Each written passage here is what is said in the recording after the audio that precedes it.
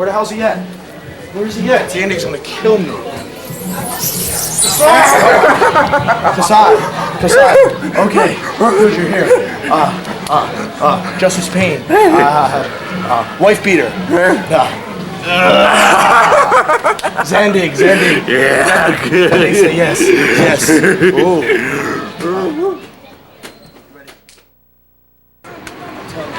Knocking it out. We got the barbed wire boards tonight.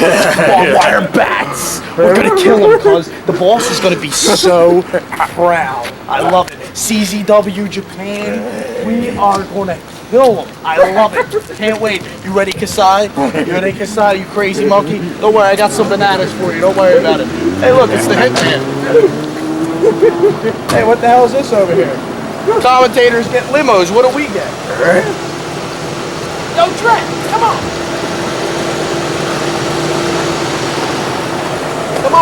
That's good. Kasai, this is American living right here. Got the casino. Hey, open up the door for us, jabroni. Hey. Some assistance for our Japanese friend here, please. If the boss found out you were this incompetent, he'd fire you.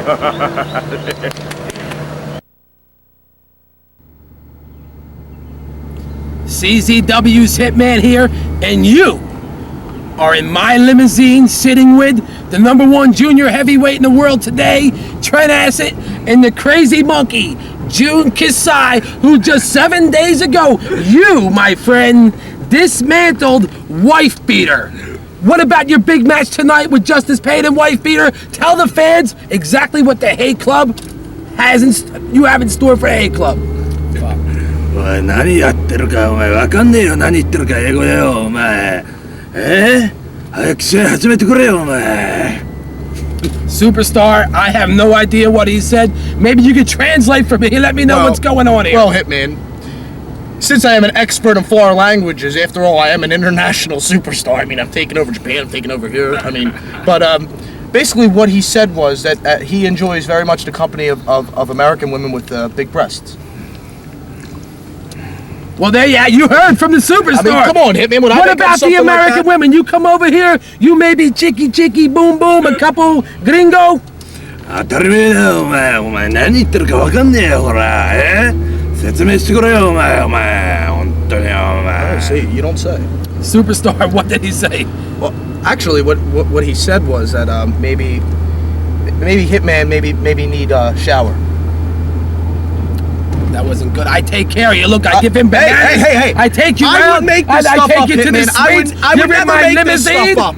I wouldn't make this stuff up. I love the Hitman. You are my boy. I mean, I can't control what he says. I mean, maybe you do need a shower. Personally, Superstar, I gotta ask you this, and I don't know how you deal with it, but I am so sick and tired of hearing about who is the #1 junior heavyweight in the world today. Is it Rick Blade? Is it Reckless Youth? Is it Trent Acid? Please. How many times do Please. you have to beat Rick Blade, and how many times do you have to beat Reckless Youth until you are declared #1? Exactly. In the world. That's what I'm saying. I mean, I don't need some measly tournament to put me over as the best junior heavyweight in the world or on the East Coast or wherever it is.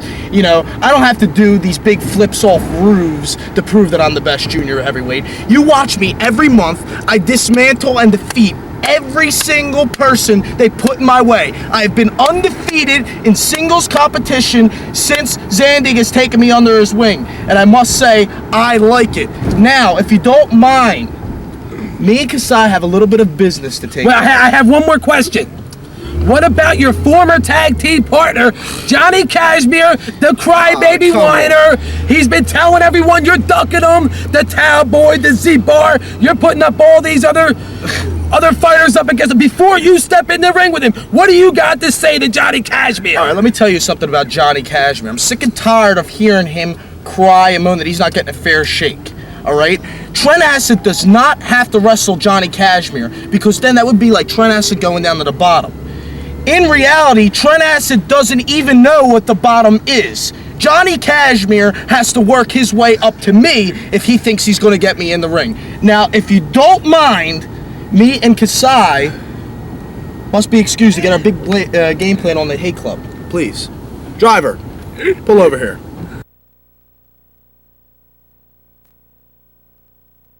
We are live in Smyrna, Delaware at Station 44. And do you people want to see blood tonight? Yeah! Are you people here to see violence? Yeah! Did you people bring your weapons tonight? Yeah! Does anybody have any bats here tonight?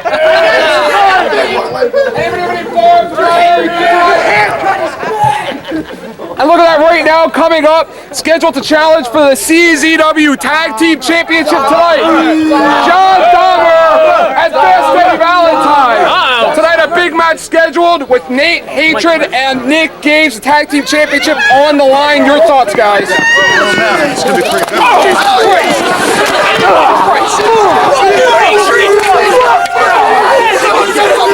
Who's the man?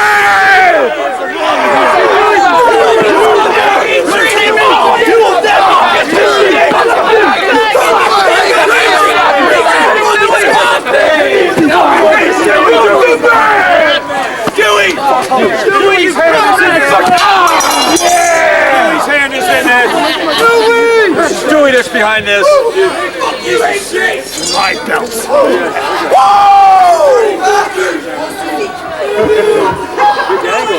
Dewey sucked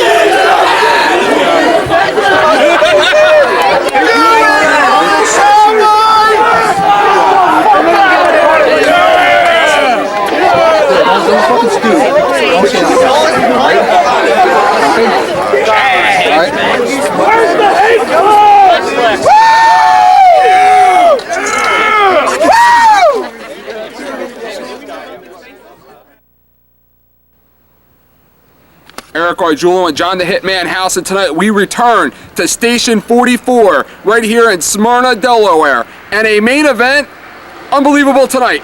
No ropes, barbed wire only. Maybe the most barbaric match in the history of professional wrestling to take place here. The Iron Man Championship held above the ring. The only way to get to that belt with a barbed wire ladder. Two men, the champion Lobo, the challenger Madman Pondo. Madman Pondo lives for these type of matches.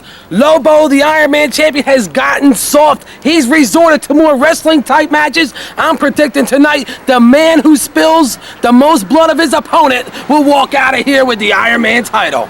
And the fans in Smyrna tonight supply the weapons. A grudge match, retribution for what happened just 7 days ago in Sewell. Hate Club members, Justice Payne and the wife beater, who we have not seen yet this evening, are scheduled to take on the team of the Big Deals. Jun Kasai from Big Japan, along with the returning Sick Nick Mondo. And it was the first time I ever seen the wife beater stretchered out of an arena in his whole entire career. What's going to happen tonight? I haven't seen him. Is he even here? I have not seen the wife beater. Zandig is over in the United Kingdom. Who knows? We will find out later this evening. Also, who is the best junior heavyweight in the company? Who's the best junior heavyweight in the world? Trent Acid, Reckless Youth, and Rick Blade all in one ring here tonight. I am so sick of month after month having to hear who is the #1 junior heavyweight in the world today. How many times does superstar Trent Acid have to defeat Reckless Youth and Rick Blade before he finally is considered and declared by all the #1 junior heavyweight in the world? And as a result of what happened just 7 days ago in Sewell, New Jersey, John Dahmer and Fast Eddie Valentine get the opportunity of a lifetime tonight. They will challenge the tag team champions of the world, Nate Hatred and Hardcore Nick Gage. Dahmer and Valentine earned this title shot, and it was me, when they were nobody, when they were at the bottom, who predicted that they will be the tag team champions. My opinion, it happens tonight. All this and much more here at the Station 44 in Smyrna, Delaware.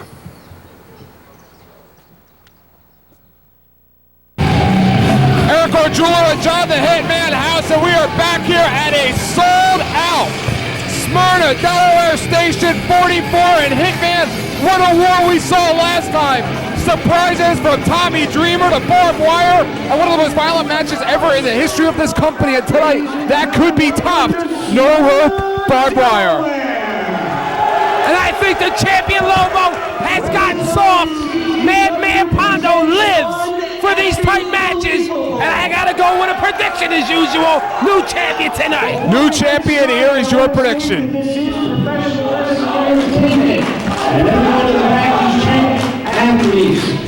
Even the Barr? Or excuse me, Z-Bar. course, Dennis Shock in the ring right now. And Hitman, I have yet to see the wife beater this evening. I didn't see him when I pulled up. I didn't see him in the locker room.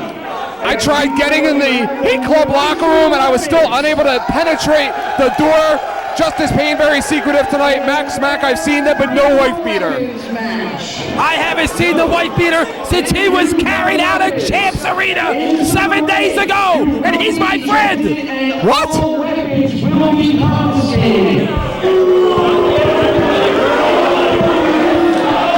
Also tonight, in a battle of who's the best junior heavyweight. Who is it, Hitman? I don't know about you, Gargiulo, but I am sick and tired of hearing about who is the best junior heavyweight in the world. Is it Reckless Youth? Is it Rick Blade? Hell no. How many times does Trent have to beat both of those men in the middle of the ring before he's declared number one? A no-rope barbed wire match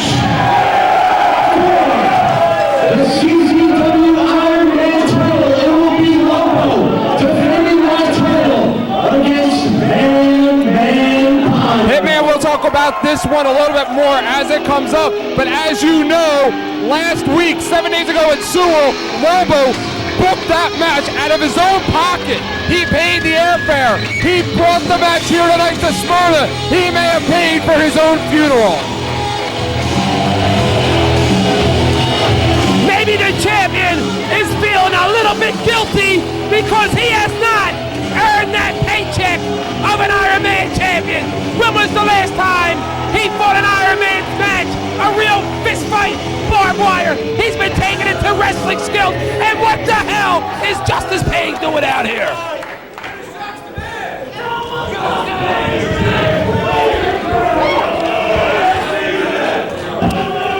Are you people ready to see some crazy ass shit tonight?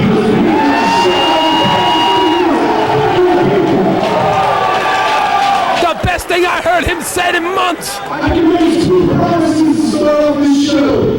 Number 1, you will see Sandy run his mouth 10 times out of the way.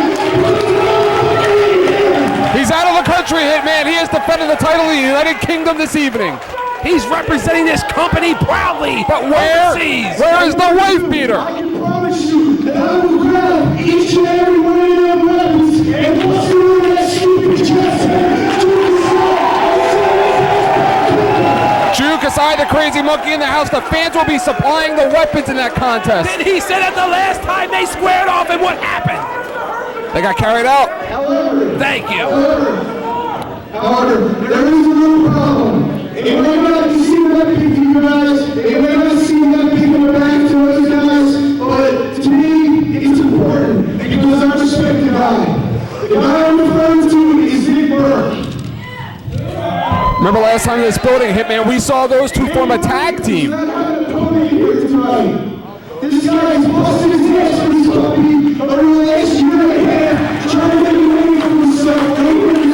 You're damn right, a former heavyweight champion of the world at the expense of that man right there. Talk about respect, John. This is the attitude that lost him all his titles. This is what I'm talking about. So, Nick Berk, would you do me a favor and please come to this ring right here, right now, because I got something to say. What is it in the air of Smyrna that brings Nick Berk and Justice Payne together every time we're here at Station 44? Well, of course, Hitman Delaware may be the ace in the hole for Nick Berk because this is the state in which he defeated that man in center ring right now, Justice Payne, for his first ever World Heavyweight Championship. Nick Berk doesn't have an opponent. Maybe they're going to form a tag team. Maybe we're going to see a rematch with the Briscoes from last month.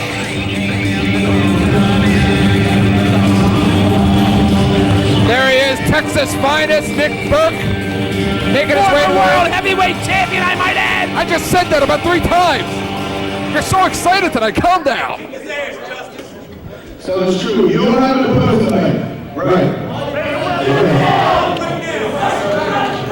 Anything else to just forgot to put in an opponent, right? Yeah, I'm sure real convenient. Believe me, you are an athlete. And if I have a match tonight, I would wrestle. You know that because you're a great fucking athlete. I'd love to see that happen again. However, he does. That is Sandy. Sandy's not here tonight. Thank God. Bizarre. Ugh. Z-Barr is in the house. Oh, for Christ's sake. Did they charge him to get in here? It's Brittany, not Z-Barr. Brittany. It's stupid. Talk about a guy who's gotten lucky in Delaware. Z-Barr pinned Johnny Kashmere last time out. I think you're going to be the fans want me to play tonight. I guess it's going to be fans' choice. I would love to see that here tonight, Hitman. You know what, Gorjulo? I have to agree with you. I want to see Z-Barr get his ass kicked. How is he going to get out of this one? Zandig is not in the building. He's not even in the country, Hitman. Trent Acid busy preparing for his big matchup. And look at Z-Barr showing the gum, cocky, arrogant, that son of a gun, whatever you want to call him. He looks ready to wrestle. Do you think the boss cares about Z-Barr?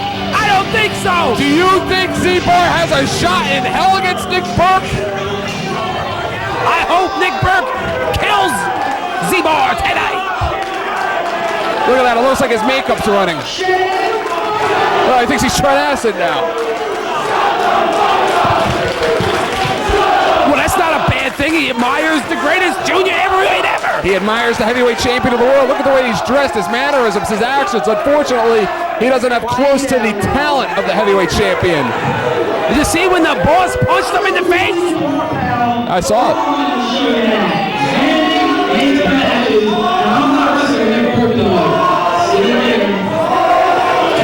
What would you like to call that, Hitman? Seems like somebody's got a big mouth when the boss is around, but unfortunately when the boss isn't here to save his skin, he's got nothing to say. Did you see that? You saw members of the Hate Club, just in case, and Max Smack blocking him off, and Nick Berk all over Z-Barr like a house of fire. Well, Z-Barr, he should have never even came out to the ring when they announced him. He should have went out the back door and kept on going. And you know what? You're right. He is stupid.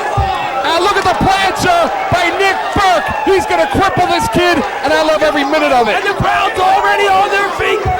It doesn't take long here at Station 44. Nick Berk all over Z-Barr. This match isn't about a win-loss.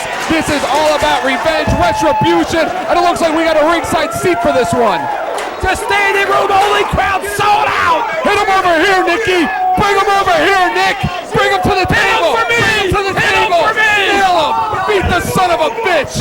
Beat him. Head to the table. There you go. Take that, you pig. Take that, you pussy. Take that. Nail him.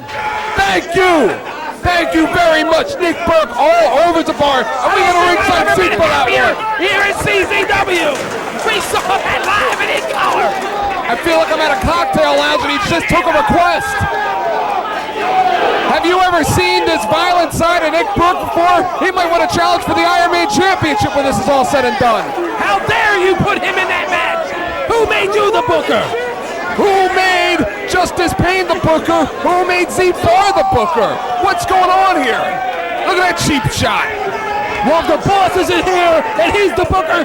The big deal should be running the show, not Justice Payne. And look at him all over with those girly right hands. Have you ever seen such girly right hands before? Whether anyone likes it or not, Z-Barr is in control of the match right now. He likes to call that move Z-Fist Drop. Well, Z-Fist Drop got him nowhere. Did he really think he was going to pin him with that? You know, is this referee going to show him any favoritism when he's over there calling him fat ass and fatso and making fun of his weight and his belly? Let me see who's in there. It's Brian Logan. Now, Logan is a credible official. A credible what? Credible official. And look at Z-Barr with a stiff right hand there on Berk. Berk going in, Berk over the top. Berk setting him up, and look at that, a big reverse knife edge chop, big right hand, and Nicky is all over one part of the big deal, and he's got the powder once again.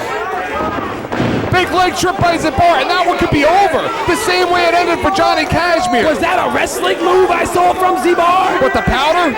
No, the leg takedown. How about using a half Nelson to take him over into a pinning attempt? Of course, Z-Barr all over. Nick Berk is going to take a lot more than powder to pin a former world heavyweight champion. But Hitman, what about the consequences should Z-Barr come out with a victory? He would be 2-0. And if Z-Barr comes out with a victory to you tonight, that means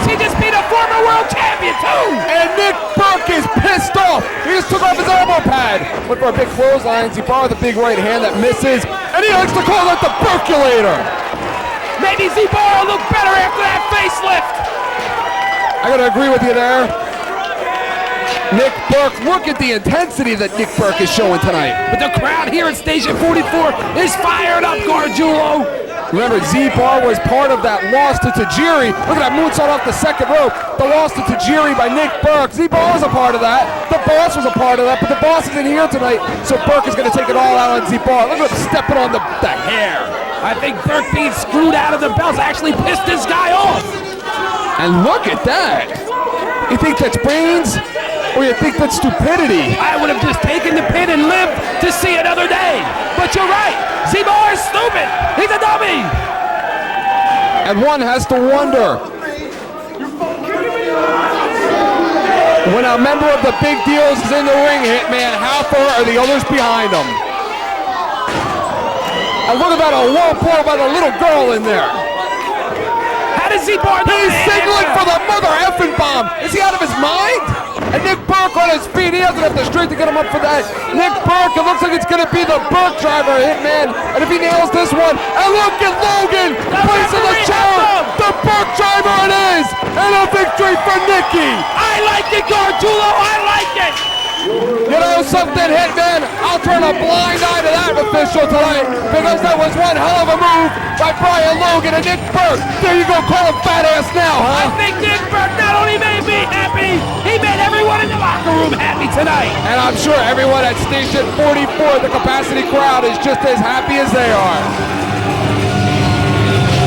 And of course, now that Z-Bar is down, John, now that there's one big deal down, there's one more to go to get that heavyweight championship back, and that is the boss, Zandig.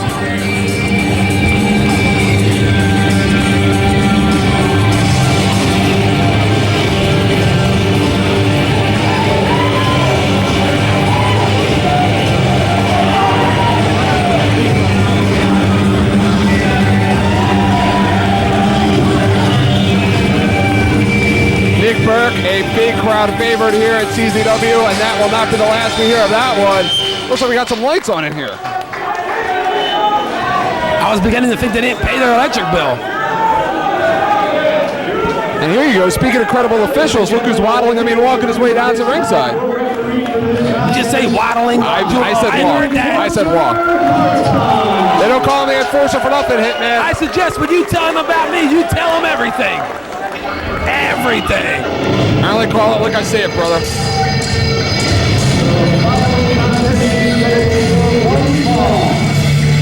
Introducing first, at a total combined score of 75 pounds, Dr. and Dangerous Danny Rose. I don't know about you, Gargiulo, but I see a tremendous physical ring presence with Doomsday Danny Rose. I don't know what he's doing, associating himself with one of the biggest losers ever in Jeff Rocker. Well, let me tell you something, Hitman. Rocker's on a roll. This is 2 shows in a row where he's made it past match number 1. That's amazing. It's amazing. He only keeps a partner for 1 match. Doomsday's got something to say. Look at Jeff Rocker, he's jacked. Somebody give that man a urine test.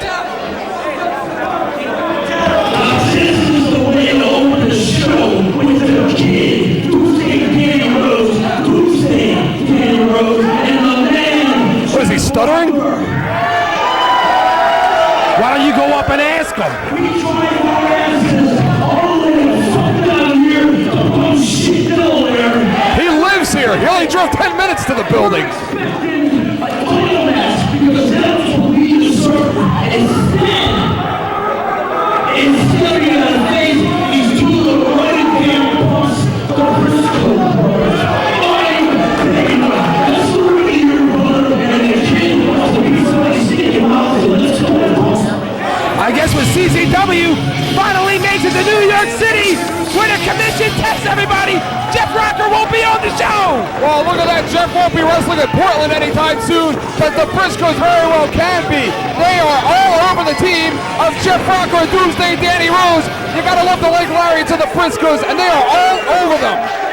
And take a look at the dude. He's got the Briscoes fired up. Take a look at the dude. As of late, the dude hasn't been doing much. The Briscoes have been on kind of a loss streak as of late. And look at that.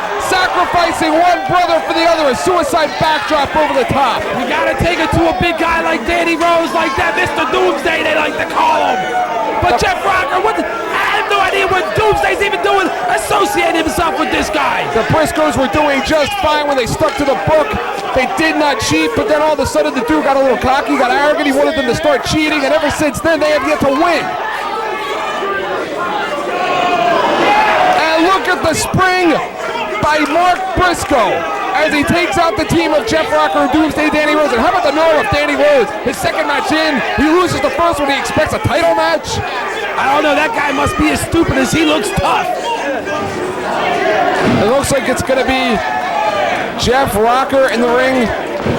This time our vantage point a little distorted. I'm sure that's not the first time we'll be saying that tonight. You know, I spoke with the Briscoe brothers. I asked them, where do they think they're at now that Dewey manages the tag team champions? What did they say? They were not happy at all. They just walked away shaking their head saying, that man made us a lot of promises. I gotta tell you something, Hitman. I heard a lot of arguing coming out of the Dew's locker room between the Briscoes and Dewey tonight, and I heard a lot more arguing when we left Sewell last Saturday. I think they took separate cars home. Look at the guillotine leg drop there by Jay Briscoe. Jay Briscoe and his brother Mark out of Laurel High School in Delaware. Both outstanding football players. Jay, a linebacker and fullback. Mark, also a linebacker and tight end. These kids are athletes personified here. Whatever yelling you heard and whatever arguing you heard must be all gone now. They must have patched everything up. The Briscoes are on fire, and look at the dude out there. The brains behind the Briscoes. And there you go. Look at the neck breaker there by Jay Briscoe on Jeff Rocker. And Jeff Rocker was telling me, Hitman, does Jeff Rocker corner you just try and taunt you for hours so you'll put him over? He offered me $10 to put him over earlier tonight. That's it? That's it. He offered me 25. I told him to add 3 more zeros and maybe we'd start talking. And look at the leg drop there by Jay Briscoe. These Briscoe kids are on fire. And they should be on fire, Gargiulo. This is their home state. They have a lot to prove. The tag team division red hot, maybe the hottest that it ever has been here in CZW. The Briscoe brothers all over. Jeff Rocker with his new partner, Doomsday Danny Rose. Of course, John Dahmer, Fastity Valentine. Look at the big elbow drop. Ooh, yeah, by Mark Briscoe. I think all the members of these two teams are all from Delaware. And of course, you also have the tag team, as I was referring to, John Dahmer, Fast Eddie Valentine. You have the tag team champions, Nate Hatred and Nick Gage, the Hate Club, the Big Deals, and also, Hitman, you can't forget about the Spanish announce team we saw return last week. I mean, you talk about Dahmer and Valentine, pound for pound being the best technical tag team in the history of CZW. But what about the Briscoes? Well, I'm sure we will hear more about that feud. Look at the double Japanese arm drag there by the Briscoe brothers. Look at double reverse knife edges. Have you ever seen a more cohesive tag team unit here in CZW? I don't know, but I love those double chops on Jeff Rocker. I hate Jeff Rocker. He's very annoying. I don't really think anybody likes Jeff Rocker. I saw Jeff Rocker, he was trying to make friends with the ticket lady even earlier tonight, and she even snubbed him. I mean, I wonder who his friends are. He probably just see Doomsday Danny Rose. And of course, Jay Briscoe all over Jeff Rocker. Jeff Rocker finally reversing things. Jeff rolling him up into that Boston Crab that he is famous for here. And look at this. They may break the kid's back with that elbow drop. The Briscoes got to keep Rocker in there. The tag was never made. Look at Hartog. If he was doing his job, he would have picked up on that. It was just 7 days ago in which Doomsday Danny Rose made his debut in a 3-way. Oh, look at Hartog there. Hartog's welcoming this kid to CZW. There you go. Hartog better be careful. Doomsday is much bigger than he is. And not in his stomach. And look at Danny Rose, how he gets that extra oof in there when he went down to one knee for the extra power coming from the thighs and the hip area. As he swung into the ropes, it looks to be Jay Briscoe. Raw power is what it's called. Go for the big clothesline there. Jay ducks twice. Jay again. And look at the big high knee there by Doomsday Danny Rose. Oh, look at him. He's doing a strut now. What do you think's going through the head of Jay Briscoe right now? Jay Briscoe right now has to be thinking that he's got to make the tag to his partner, Mark. Get in there, get the fresh man in there right now. What are you looking at me How for? can you answer that question? You've never been in the ring before like me. Oh, I have been in the ring before. Like you. Look at the double team maneuver there by Jeff Rocker. You would have to think, Hitman, that ever since Jeff Rocker's been in CZW, he has never looked better than in the tag team matches with Danny Rose. Well, that's because he has a partner that can carry the match whenever he gets in trouble. I mean, how many guys can take out a guy the size of Doomsday Danny Rose? And look at Rocker with that suplex there. And Delaware has been very kind to Jeff Rocker. Jeff Rocker's been on some sort of a hot streak here in Delaware. You know, I even came to the building tonight, Hitman. He's even got a little bit of a following. He was all over the flyers outside of the building this evening. Very coincidental. I wonder who makes the flyers. And look at Danny Rose and Jeff Rocker. They look like they'll agree on anything right now. Although I do believe in my heart that Jeff Rocker is the biggest loser ever here at CZW.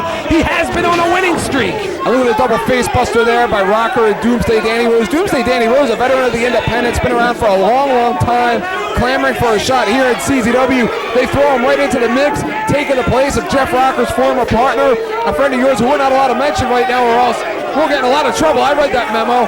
And of course, last week they debuted in the Top Contenders match, Big Leg Lariat there by Danny Rose. They came up on the short end of the stick, and now Danny Rose comes out here talking about he wants title matches. Hey man, have you ever heard of somebody coming in on their second day on the job and expected to be taken to the top? I would have to question the smarts of Danny Rose. He may be a big, tough guy, but usually big, tough, strong guys aren't very smart, Gargiulo. Like our boss. Well, that's our boss we're talking about.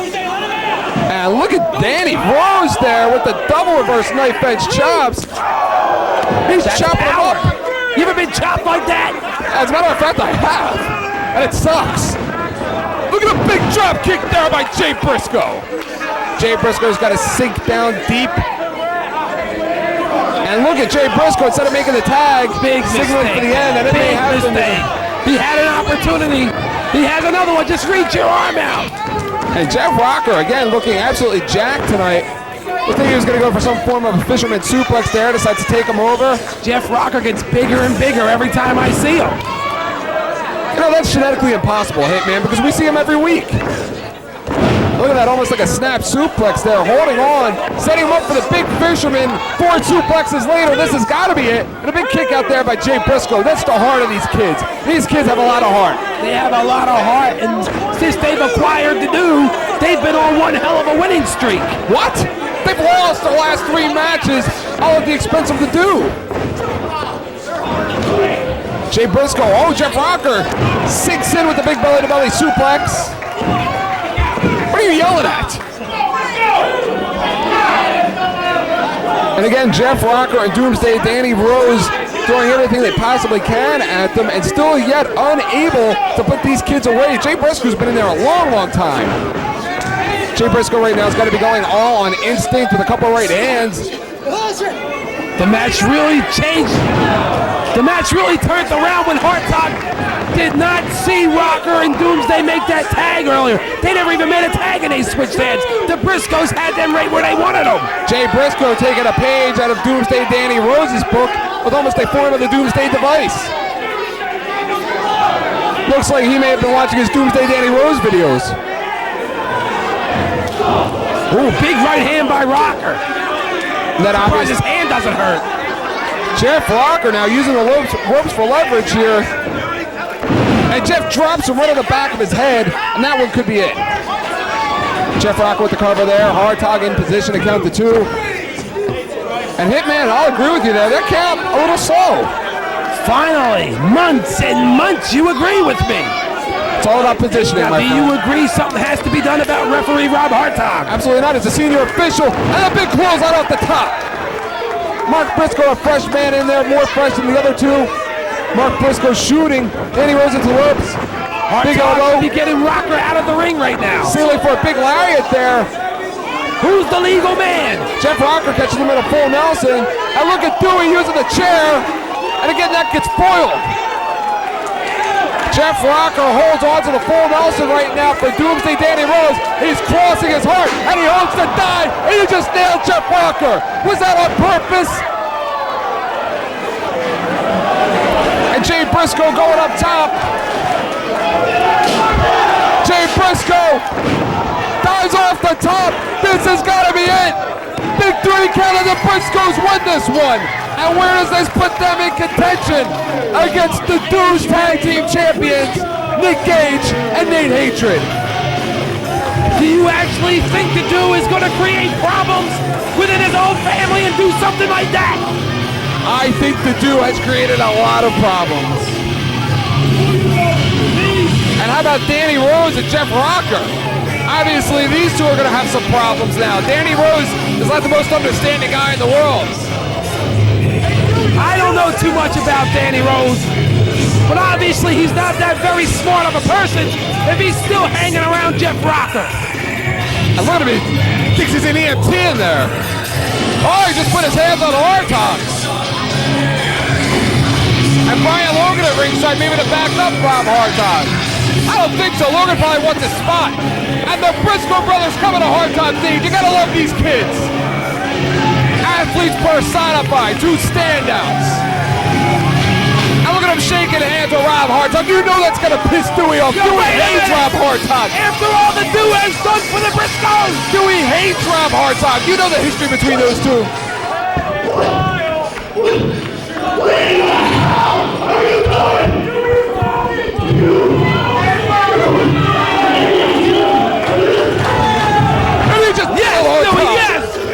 Thank you, Dewey!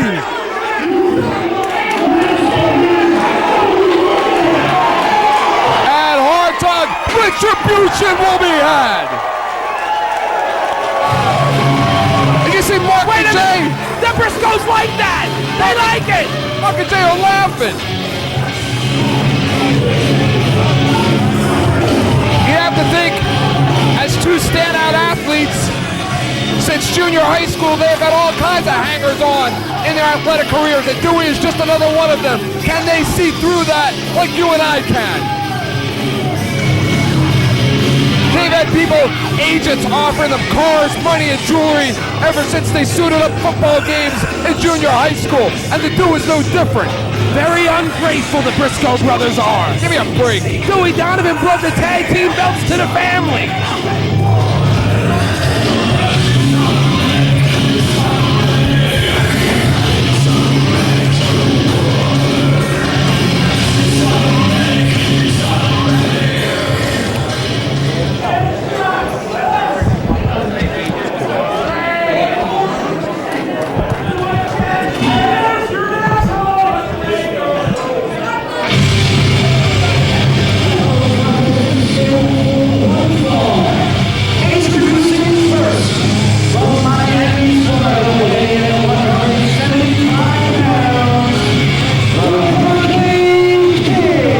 Hitman this, a special attraction, CZW, seizing the opportunity to give their wrestlers the challenge and put them to the test.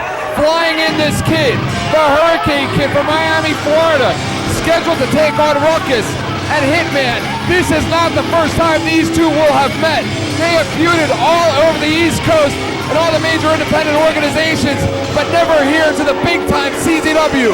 But tonight, the Hurricane Kid is in Ruckus's backyard. Who the hell is this Hurricane Kid? I've never heard of him. He's a standout athlete on the independent circuit. The feud between him and Ruckus all over the East Coast. Tonight, CZW brings it here to Smyrna.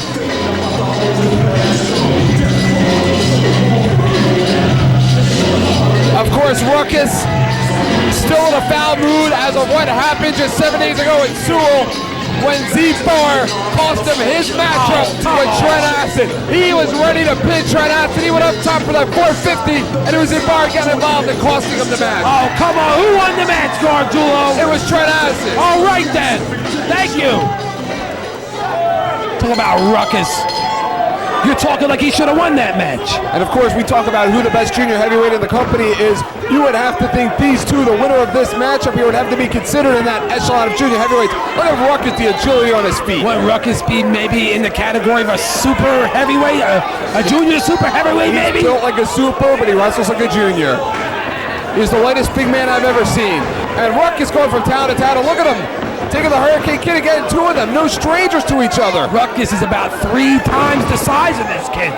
Ruckus, of course, driving the Hurricane Kid down to the canvas. Very good point you make, Hitman. The weight advantage here obviously going to the bigger Ruckus. Normally we would say that the Hurricane Kid would have to tire Ruckus out, but he never gets tired. Amazing. Look at that agility.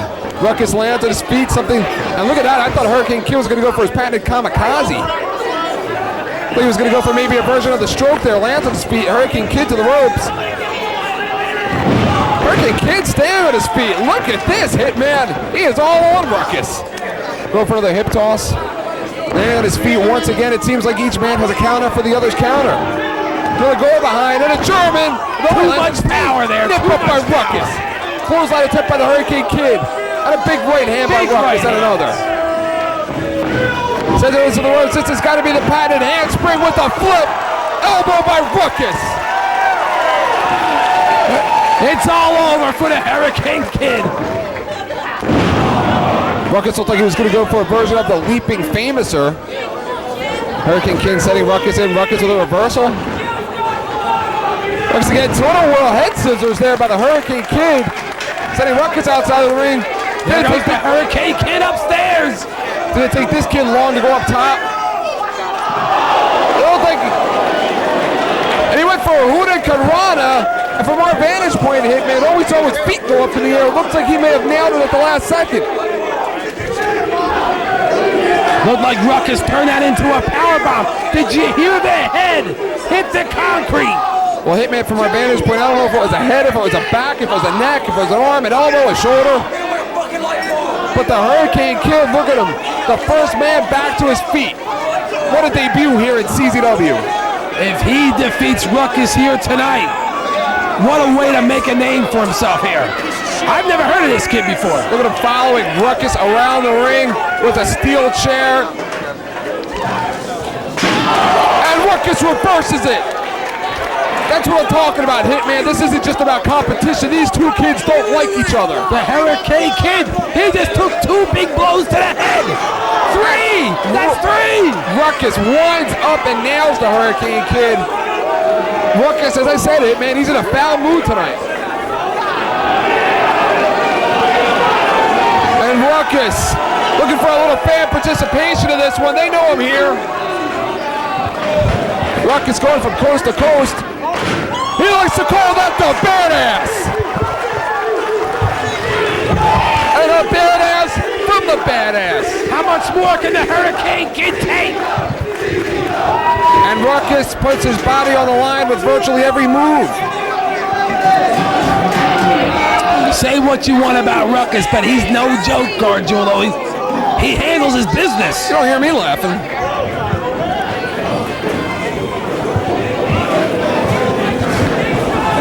Ruckus and the Hurricane Kid back in the ring. That's the only place this one's going to end.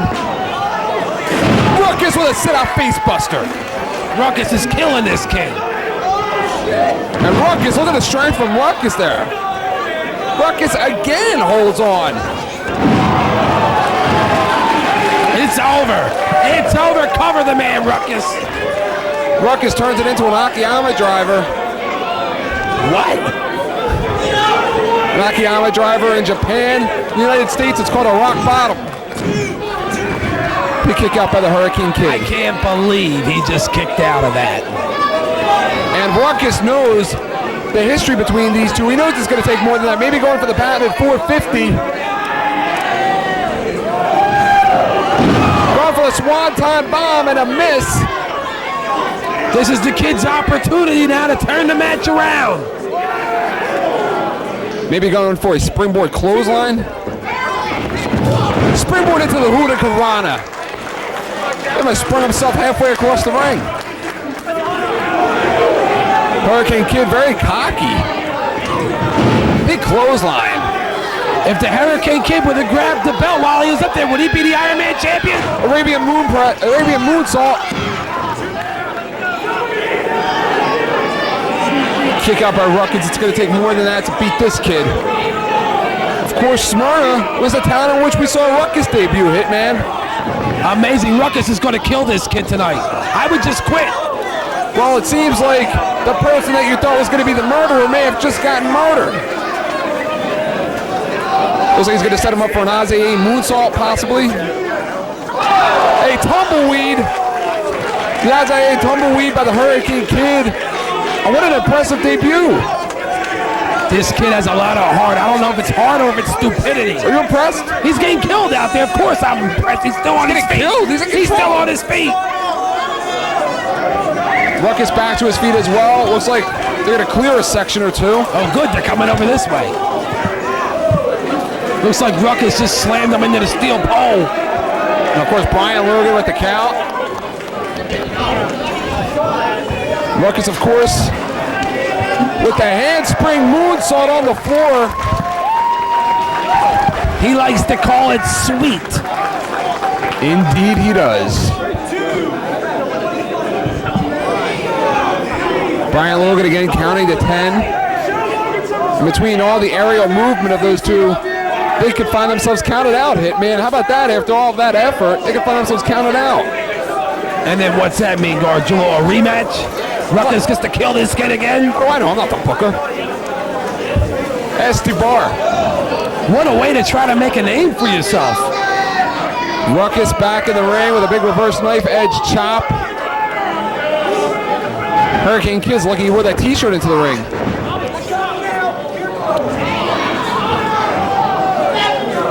And Ruckus it's over. with a twist and yet another face buster. This kid's nose is going to be broken before all is said and done. It's got to be over. If he would just roll over and make the cover. Ruckus getting up to his feet. You would have to think he's going to set him up at some point in time for that 450.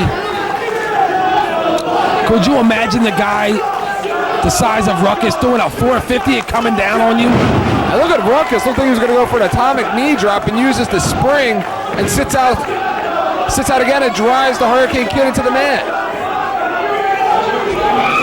Look at the Hurricane Kid. He's in a lot of pain. Look at his face. Well, the Hurricane Kid, he's ended a lot of the matches between him and Ruckus with that Hurricane Kamikaze. You have to look out for that maneuver here. Ruckus in there. Hitman, this is a war between these two. Hurricane Kid should just hurricane his ass back to Florida. Ruckus setting him up now, maybe for some kind of a tornado DDT. And the Hurricane Kid just shoving Ruckus, and eye rake. And a Hurricane Kamikaze it is. Hurricane Kamikaze on the chair. The Hurricane Kid's got to get up to his feet. It looked like Ruckus was setting up for some sort of like a power bomb off the top rope, and the Hurricane Kid turned it around on him. We found himself on the receiving end of a Hurricane Kamikaze. He drags Ruckus' leg. Oh no, Ruckus with the leg over the rope. With one hand, the kid couldn't hook Ruckus' leg. That thing's like a tree trunk. Maybe he's going to set him up for a springboard moonsault here. Ruckus pushes the chair off. Looks like Ruckus was playing possum with him. Shaking the ropes. And look at him. He's hooked. What's Ruckus going to do with that chair? He is hooked. And Ruckus nails him.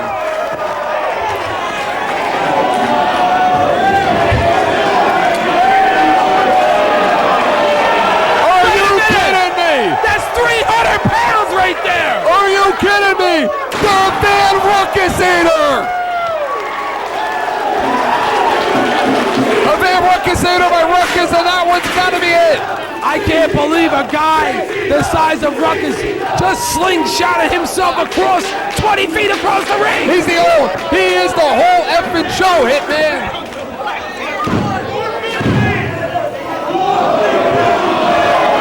Oh, maybe it's a big mistake by Ruckus.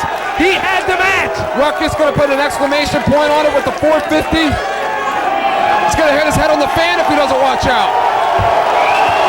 Of course, you see the Iron Man Championship hanging above the ring right now. 450 it is. And with 1 foot, Ruckus puts out the Hurricane here in Smyrna. But I would imagine, Hitman, that will not be the last we see of the Hurricane Kid. I don't know, Gargiulo, about that. He's not moving. The Hurricane Kid has not moved. Ruckus has won the battle tonight, but I'm sure the war will continue. CZW fans love Ruckus, man. They love him. And Ruckus getting some retribution after the big upset, the big loss just 7 days ago.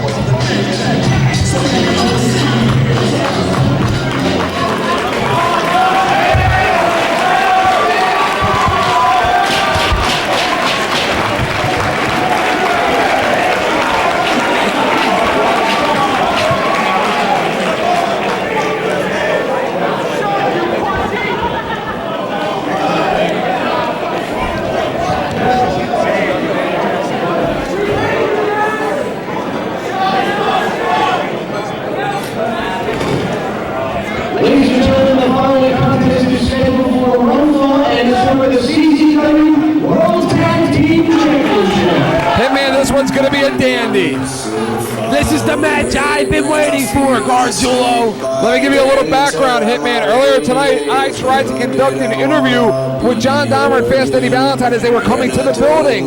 And at that time, they were jumped. They were jumped by Nate Hatred and Nick Gage. As they were jumping, Dahmer and his partner Valentine, they seemed to work over the already injured shoulder of Dahmer. Dahmer's shoulder was black and blue, puffed up like a bowling ball. He was holding it, and that was the last I saw of Dahmer. So you want to talk about a tag team that has worked for everything, and they are going into the match tonight at a disadvantage. Half a body short in John Dahmer. Well, it seems to me like the Do and the new tag team champs came into Delaware with a plan, and plan A has already been executed.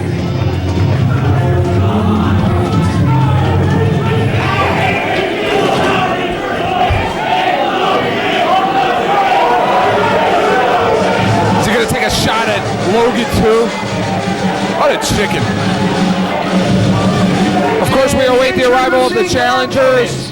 At a total combined weight of 455 pounds, the team of Fast, Eddie Valentine, and John Dahmer. Old school John Dahmer and Fast Eddie Valentine. John Dahmer, a veteran here at CZW, one half of the inaugural CZW Tag Team Champions with Jose Rivera Jr. And of course, 7 days ago, they won that three-way dance over the Briscoes and Danny Rose and Jeff Rocker to earn this shot. They have been battling for months. We saw them leave the ring last week with Max Smack. We wondered at that time what the alliance was all about. And it looks like he is here tonight to counter the offense, the advantage of Dewey Donovan. And you know, Gargiulo, Dahmer and Valentine are my favorite tag team, and I predicted that one day they'll be tag team champions, but I don't think it's going to happen here tonight. It seems that Big Max Snap has got a case of PD. And what we're going to do tonight is run a flip on the tag team wrestling. I know the secrets for you to get your ass beat. I know the secrets for you to get your ass beat. And I know you've been running your mouth about how you're the great manager. But you know what, Dewey? What I know is this. When you get behind your tag teams, you really get behind your tag teams. What do you think he's referring to, Hitman? They're going to give Dewey some KY. Maybe he's referring to the term do the do. How does Clinton begin? Anytime, what a clash of styles, Hitman. Anytime Dahmer and Valentine are in the ring, you see that classic old school wrestling, working over the one body part, wearing you down, and finally nailing it with either a pump handle erosion, a palm strike, some kind of a suplex.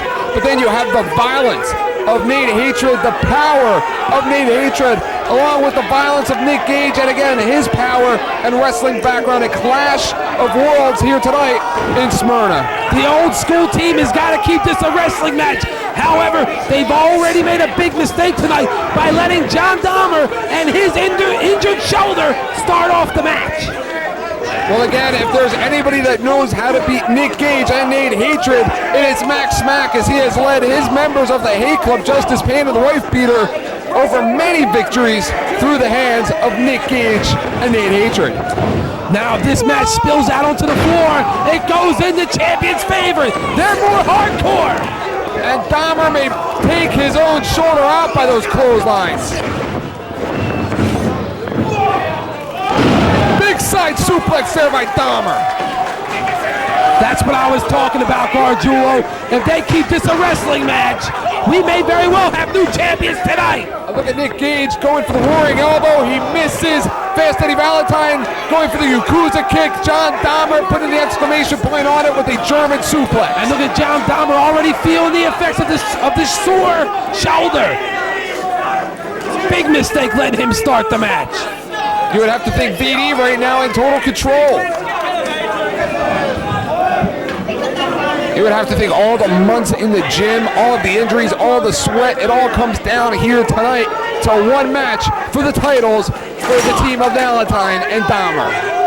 Look how smart the dude is. He gets his champions outside the ring to regroup and plan out a new game plan. What do you think the Briscoes are thinking right now watching this? What do you think they're rooting for? I got news for you, Garjul. I don't think the dude even cares about the Briscoe brothers. And Nate Hatred and Fast Eddie Valentine squaring off for the first time in this matchup. Nate Hatred with a big boot to the midsection. Look at those right hands all over Fast Eddie. Look at him, he's chopping him up. He's softening Valentine up in the corner. That's exactly what he should be doing right now. Big Irish whip and another. Look at Hatred. He has that like insane physical presence in the ring. Nate Hatred is an absolute maniac. There's almost a total wall face buster there by Nate Hatred. Nate Hatred in an interview that was conducted last week in Seoul, he didn't even care about the belts. He just wanted to hurt people. This guy's crazy, Gargiulo. I just conducted an interview with him about a half an hour ago. I never want to do it again. Big bulldog attempt there. And he connects Nate Hatred in control over the challenger, Fast Eddie Valentine. Nate Hatred, Smyrna, Delaware, not too kind to that man. As Smyrna, Delaware was the town in which he lost his Iron Man championship to the wife beater. If I was to do, you know what I would do? What's that? I would take it to the outside. We're going to put Dahmer and Valentine in the element of hatred and Nick Gage. Take it outside the ring. A big power slam and a quick tag out, and Nick Gage in there like a house of fire. Nick Gage, a former Iron Man champion. Maybe he looks above the ring and sees that Iron Man title hanging down. Maybe it inspires him. Look at Dahmer, obviously in a lot of pain. We'd have to think Fast Eddie Valentine is going to try and see. He's going to try and go as long as he can without making that tag. Fast Eddie going for a hip toss. And a miss by Gage. Suplex and a block. Suplex, Eddie lands at his feet. Going for a cradle roll-up. Look at Nick Gage, he's playing with him. Oh! Into the knee! Are you kidding me? Are you kidding me? And look at the intensity! Look at the intensity on the face of the tag team champion. Now both Dahmer and Valentine are seriously hurt. The champions have them right where they want them. Look at Max Smack on the outside. He don't know what to think right now. And look at the intensity once again on the face of Nick Gage. He is in a zone right now. Look at Fast Eddie Valentine. I have never seen Dahmer and Valentine be dominated like they're being dominated in this match here tonight. I would have to agree with you there. Nate Hatred with a blatant choke right now. He doesn't care. And of course, Hitman, you have to remember that for Hatred and Gage, they don't have to pin anybody. They don't have to make anybody submit. All they got to do is come out of this match without being pinned or giving up. Countouts, disqualifications, they don't care. It doesn't matter to them. They just want to hurt somebody. But Dahmer and Valentine, they have to pin these two beasts or make them give up. And I would think the latter is not going to happen. Look at Hatred just choking Valentine on the mat. Dahmer hunched over the ropes. Even if Valentine makes the tag, how much can Dahmer do with one arm? One shoulder, that shoulder may be dislocated. And he wasn't doing himself any favors by throwing clotheslines in there earlier. Look at Nick Gage hitting the ropes for leverage. And he drives the foot, right into the face of Fast Eddie Valentine. The dude has the champs charged up. You have to watch out as far as Fast Eddie Valentine is concerned. He can nail that Emerald Erosion or any one of those lethal palm strikes at any time. Did you see Hatred laughing at Valentine? When was the last time you saw Nate Hatred even have a smile on his face? That guy's always pissed off. These two are a bunch of sick individuals. It's Nate Hatred going up top. We don't see this too often. What a treat. Nate Hatred with a big leg drop. When was the last time we had tag team champions that we could be proud of, Gargiulo? The Hate Club were tag team champions we could be proud of. The Hate Club, of course, about 8 months ago, defeated the team of Rick Blade and Nick Mondo for those belts. Held them for a long way. Look at those palm strikes coming back. And of course, it was Zandig costing the Hate Club those tag team titles in Dover. And another palm strike by Fast Eddie Valentine. And of course, the Hate Club again had an opportunity last week, and soon after 5 minutes, all of a sudden, the Booker man decided to make it 4-on-2. It's 6-on-2. They didn't have a chance. Gargiulo, this has turned out to be a handicap match. And look at Nick Gage just pushing Fast Eddie Valentine right off the top rope into the crowd of people. What a shame for Dahmer and Valentine. They've worked so hard and come so far, so fast. Only for maybe perhaps tonight all to come to an end. And Dahmer can't stand it anymore. He is in the ring now. Dahmer setting him up like a cat. All over his prey. Look, even the dude wants to get in there. Look at Dahmer getting in position, maybe to nail him with that pump handle erosion.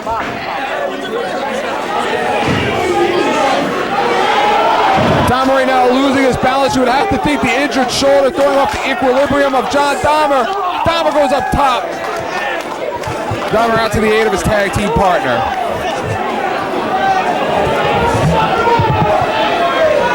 Hitman, you would have to think that the team of Nick Gage and Nate Hatred have taken BD completely out of their game plan.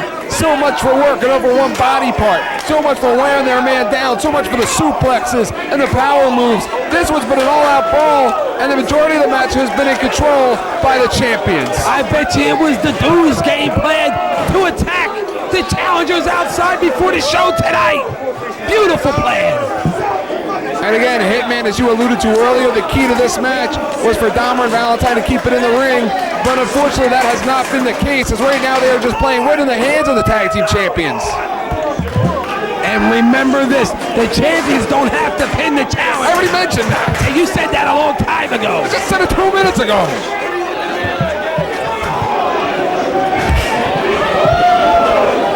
I bet you, look, there's the Briscoes. Briscoe brothers at ringside. They should be at ringside, Gargiulo. They're a family. It's people like you that start the trouble. Showing a sign of unity as Nick Gage walked by them. But who are they cheering for? What are they doing out of here? Who are they here to watch? Are they here to root on the champions, or are they here for the interest of the challengers? Where are they standing? Next to the dude. Maybe they're there to get a better look. Dahmer and Valentine raising their hands. And Nick Gage, as quick as he hits the rope, he goes out. And Dahmer and Valentine really need to take this time to get a breather.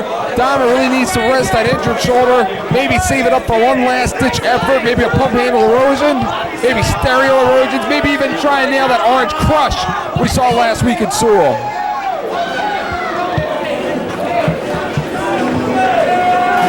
Dahmer sinks down deep. Right now, His shoulder must be throbbing right now. Look at this, Dahmer at the Boston crowd. These two taking a page out of the tag team match we saw earlier with Doomsday and Rocker. Big leg jump off the top by the challenger. Challengers look like they got their momentum back. Once they got it back into the ring, the match turned. And look at Nick Gage, look at that spine buster by John Dahmer. Using the momentum of Nick Gage to his own advantage. We got new champions now. This one has been back and forth. Tombstone as he sits out of the tombstone there. Nate Hatred in complete control. You would have to think he should go for the cover at that point. Almost like a double choke slam there by Hatred. Hatred just a house of fire in there. Nick Gage going up top. You'd have to think at this point it's going to be that padded frog splash. It is, and it's got to be it. And so much for the hard work of BD. So much for the alliance with the Hang Club. The bottom line is the champs win. And look at the stare by Jay Briscoe. Did you see the look in that kid's eyes? Looks like Dahmer and Valentine have to go back to the bottom of the barrel and start to work their way back up. Look at these kids. You would have to think as they look into the ring right now and they see the dude in there with those belts, you have to think if you are Jay and Mark Briscoe, you should be in the tag team champions. You should be in there right now. You're thinking to yourself, I'm better than these two. I can take these two. Look at them, they look frustrated. If I was the Briscoes, I'd just keep my mouth shut right now. And Nick Gage looks like he's gonna start jaw-jacking with the fans. And the fans are getting behind the Briscoes, and they want to see something happen. And you know what, John? So do I. I don't think the Briscoes want to see something happen. Their worst nightmares. Look at Jay Briscoe. Look at the intensity in that kid's eyes. Mark Briscoe very calm. It looks like they're setting up Gage and Hatred. And for the first time ever, Hitman House, we are seeing dissension in the family. This is not such a happy family. You're not looking at the Waltons in there. What are they still doing in the ring?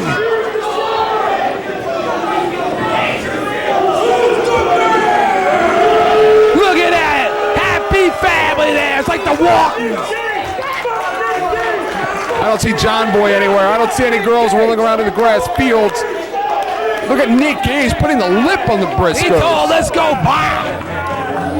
One has to wonder, the Briscoes very disciplined. But at some point they're going to have to break that discipline and go for the tag team championship. We have to see that match here at CZW. It has to happen. The Briscoes, Gage and Hatred here at CZW. I don't think the Briscoes want anything to do with our tag team champ.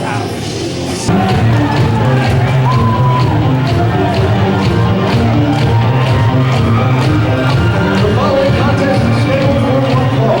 Introducing first, from South Philly, Texas, weighing in at 9.5 inches, Trent. There's your boy, Hitman. A quarter of the big deals. I don't even know how many big deals there are in this company anymore. But Trent Acid making his way to ringside right now. Look at him, cocky, cool, and confident. He's out there dancing. He thinks he's on Dancing on Air. He's gonna have a dance contest out there. He thinks he's back with the Backseat Boys. And he is without a doubt the #1 junior heavyweight in the world today. What do you think of his dancing? He's the man. He's allowed to dance. How many times he gotta beat Reckless Youth? How many times does he have to beat Rick Blade, huh?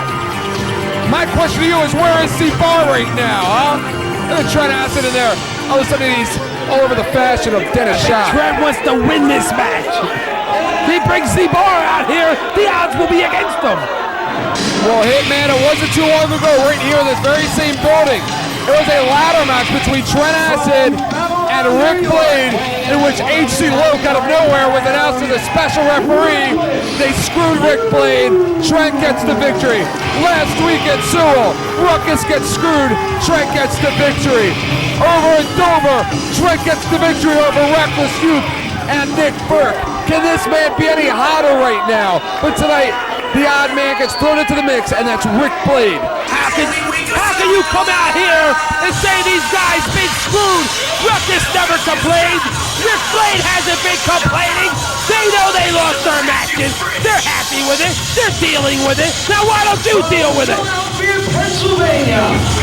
Right now, you would have to think 1 or 2 more victories by Trent Acid will put him right in line for a rematch for the CZW Junior Heavyweight Championship, which is currently held by Men's Tail. All it will take is one match. That's all it will take. That's all it took for him to lose it. He lost our company title.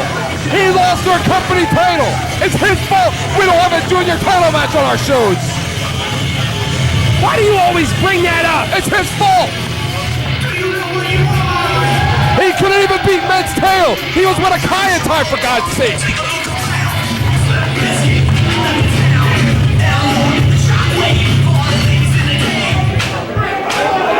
No love lost between these 3 men. Elimination match. Now in the back prior to this match, we have a coin toss. Rick Blade won the coin toss. He will have a 2-minute bye. And you know what? He'll take every bit of those 2 minutes too. Why? You didn't have any problem with Trent Acid taking 5 in Dover, did you? What are you talking about? Huh? Trent Acid was having beers and drinks at the bar in Dover.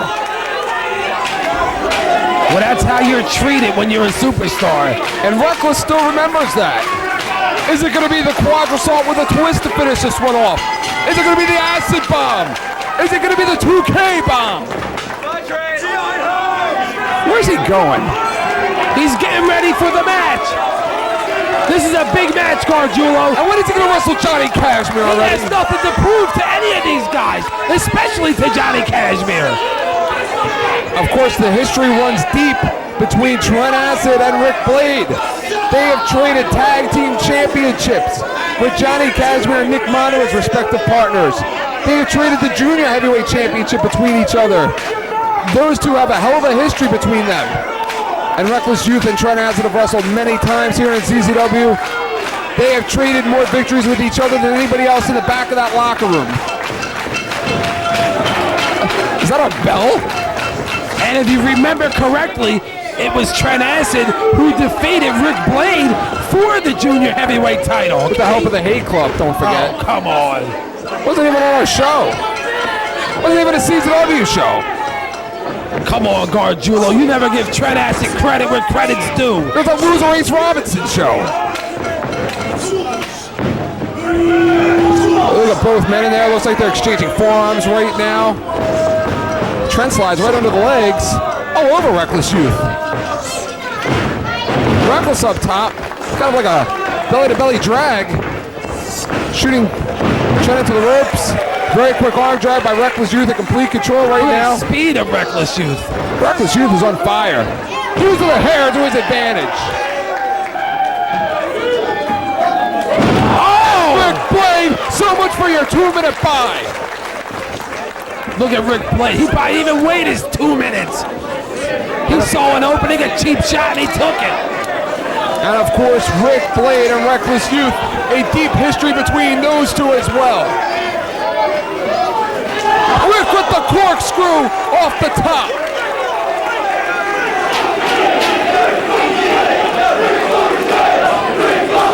And Rick takes out everybody, including himself.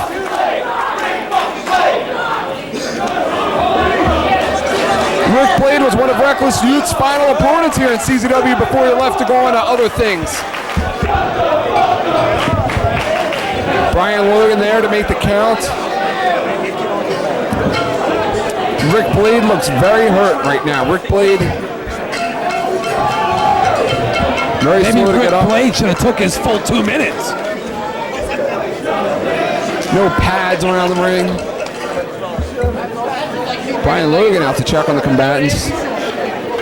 Reckless Youth slides back in the ring. Reckless Youth more experienced than his two opponents. Using the ring to his advantage. Yeah, he figures he'll get the count out victory. And bragging rights. Reckless Youth has lost more moves than we will ever know. Reckless looks like he's setting him up right now for a lariat. No, Trent ducks through, going for the Yakuza kick. Trent with a roaring elbow. You're the man. He's the man. Trent sets him up. Nails the roaring elbow. Both men going to the ropes. And we saw him do that at Dover. Rick springs, flips, lands on his feet.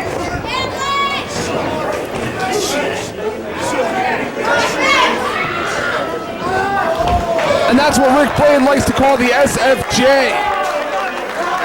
That one could finish off Reckless Youth. And of course, Trent doesn't want to see that happen. We'll see the superstar can lose this match without being a part of the pinfall or submission. That's correct. And Trent winds up on the second turnbuckle there. Reckless looks like he's going to set him up maybe for a tornado DDT, excuse me, that was a tornado divorce court. It doesn't just separate the arm, Hitman, it divorces it. Look at that, he goes right after the shoulder of Trent Acid and the leg of Rick Blade. Looks like Reckless Youth came into this match with a game plan. And Reckless Youth with some form of a dragon sleeper.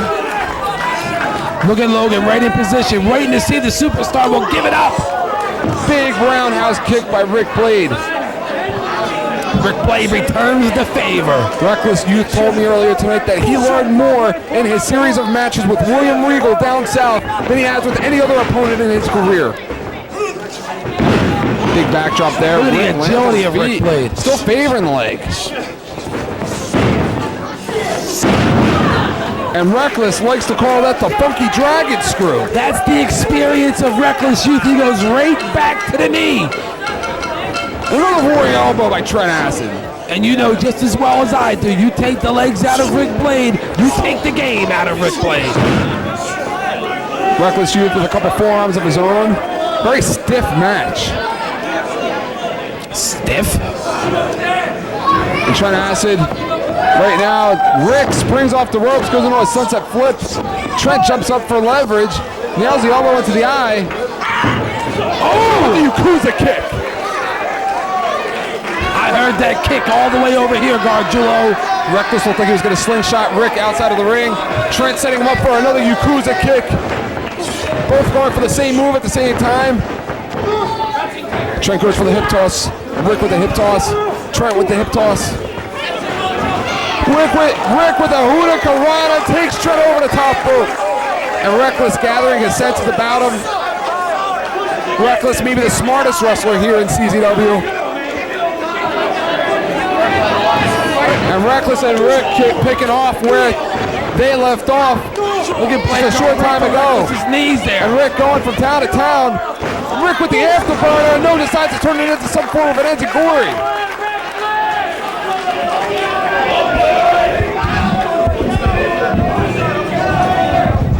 Look at Reckless going to the outside.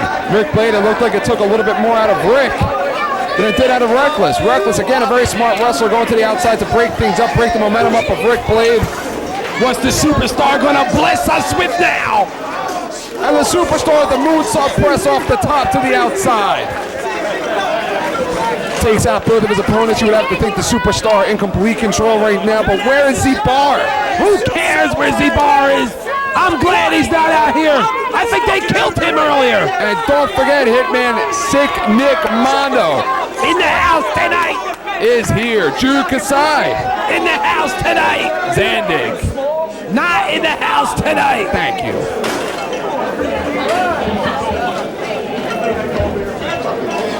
Trying to acid rolling Rick Blade back in the ring. He knows this one can't end on the outside. That's what makes him a superstar, Gargiulo. Don't you understand? Well, I'm very curious to see how Trent Acid will do without any outside interference. Trent Acid swinging Rick to the ropes. Rick goes up top. Trent with a cross-body block.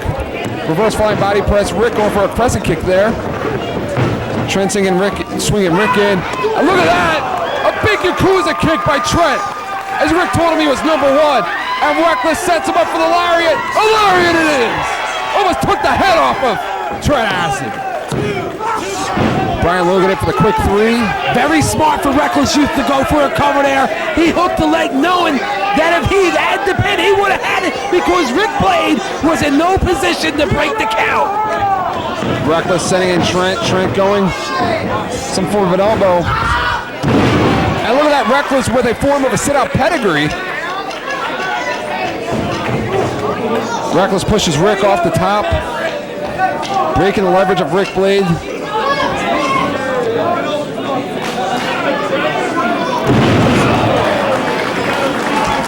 One thing I have to agree with you with, Gargiulo, is this. We have three of the greatest junior heavyweights ever in sports entertainment.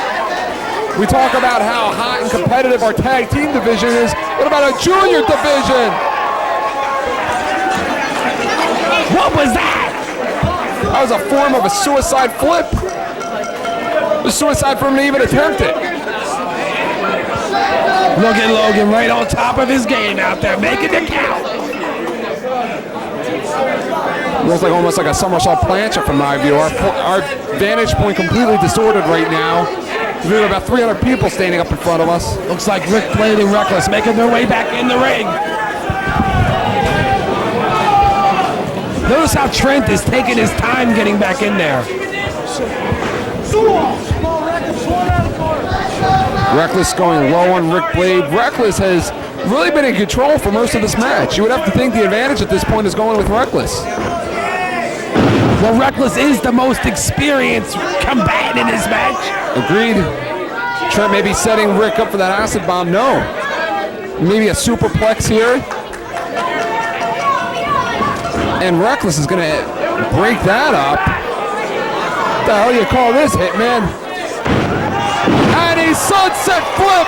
Trent holds on in a superplex by acid. Have you ever seen anything like this in your life? All three of them got it there. And no, I have never seen that before. And that move took a little something out of all three individuals. All three of these guys want to win this match. Of course, negotiations for this match going on all the way up till match time.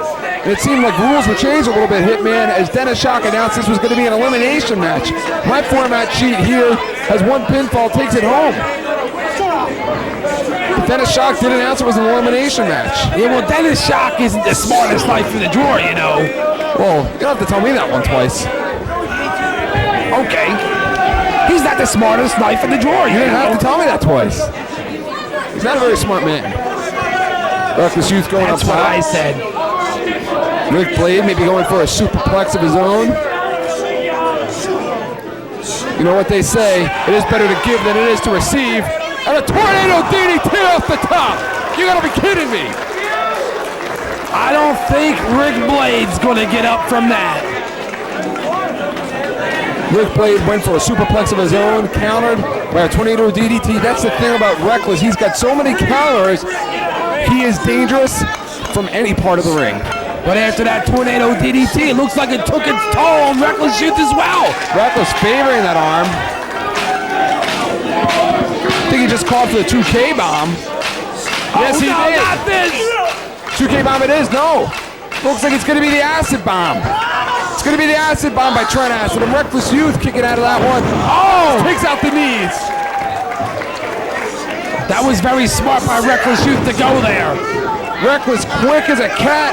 He's up top for the diving knee attack. Looks like Reckless is gonna try and nail that 2K bomb once again. Rick Blade has been completely taken out of this match. Reckless up top, but look at Trent.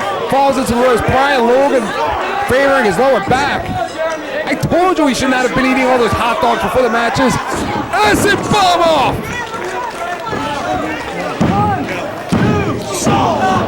Rick Blade breaks it up, and the Barr ringside. What the hell is the ultraviolet cowboy doing back here? Isn't he done enough around here? What the hell is the cowboy doing out here? Rick Blade with a self-defensive move there. Looks like he was going to go for the sky high. I don't know where Rick Blade got the strength to pull that move off. And what the hell is Z-Bar and the ultraviolet cowboy doing outside? Are they talking about how they screw Johnny Kashmere? Can you believe each of those two sick sons of bitches have victories over JK? God forbid the big deals do anything legitimately around here. Look at Rick Blade obviously hurting. Rick with the shooting star.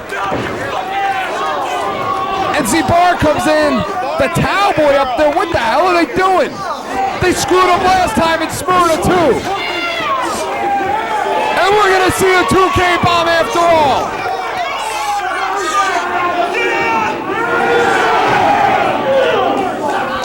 Bomb it is! That's it for Z-Bar! He's over! Did you see how Reckless muscled Z-Bar up? Muscled? He muscled him. And Trent Acid bomb! It's over! Killers with the acid bomb! And a quick 3 by Trent Acid, we have a winner! And once again, Trent Acid with 2 victories now here at Station 44. And now it's down to Rick Blade and Trent Acid, where they left off here at the Word Station 44. All the questions have been answered. What questions have been answered? Who is number 1? Obviously, Rick There's Blade still 2 cannot guys left. continue. Look at him. Look at the cowboy adding an insult to injury. Z-Bar looks like he's having a hard time moving his neck out there. They're coming this way.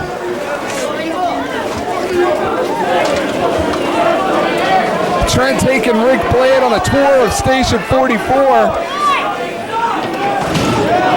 Right into that garage door. That's glass. They're going outside.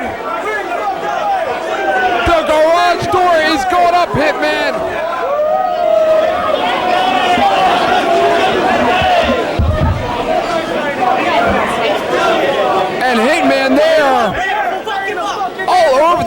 by our ring truck. I'll try and stay with this the best I can. My vantage point completely distorted. I can't see a thing. Looks like Rick is setting up a table. Rick's setting up a table. Has one in his hands. This match is supposed to be kept in the ring. What is he doing going outside? Bomb him off the top of that truck. It's a beautiful night here. It is springtime in Smyrna, and it looks like Rick Blade is going to light up Smyrna, and the Hitman is going to get a better look at things.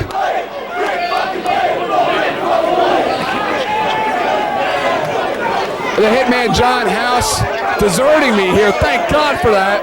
Somebody turn off his mic while he's going away. Hitman House, you might as well charge him a ticket. He's like a fan going to get a closer look at the action. I can't see a damn thing. Is he going up top? He's going up top. My man here at Smart Mark Video helping me out here with the call. I can see Rick's feet a little bit from where I am, but not much. Rick up top of the ring truck there. Very high in the air, has to be at least 20 feet. Trent Acid hanging off the side of the truck right now.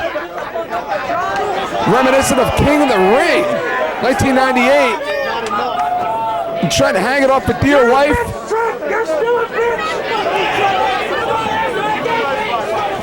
And Rick Blade, the reports I'm getting right now from Hitman is he kicked him off the truck. Rick putting all of his weight and then some behind those kicks. The whole crowd here is emptied. Now's the time to go get a good seat up front. Rick's going back up to the top of the truck. Oh, Swanton it is! He killed him! He killed him! He just put out Trent Acid! Thank God for that! Bye-bye, Trent Acid!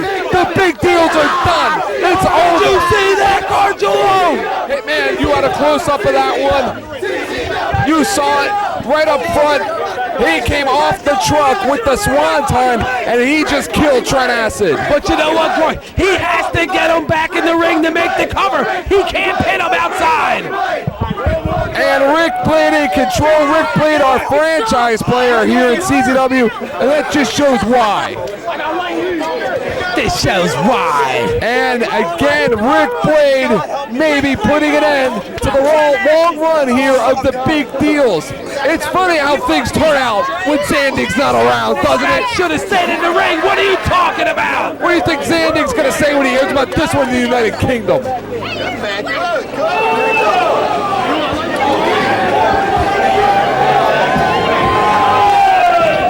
And Brian Logan counting.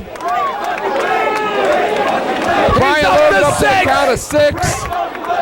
That's what I just said. It's going to take a miracle for these guys to get back in the ring.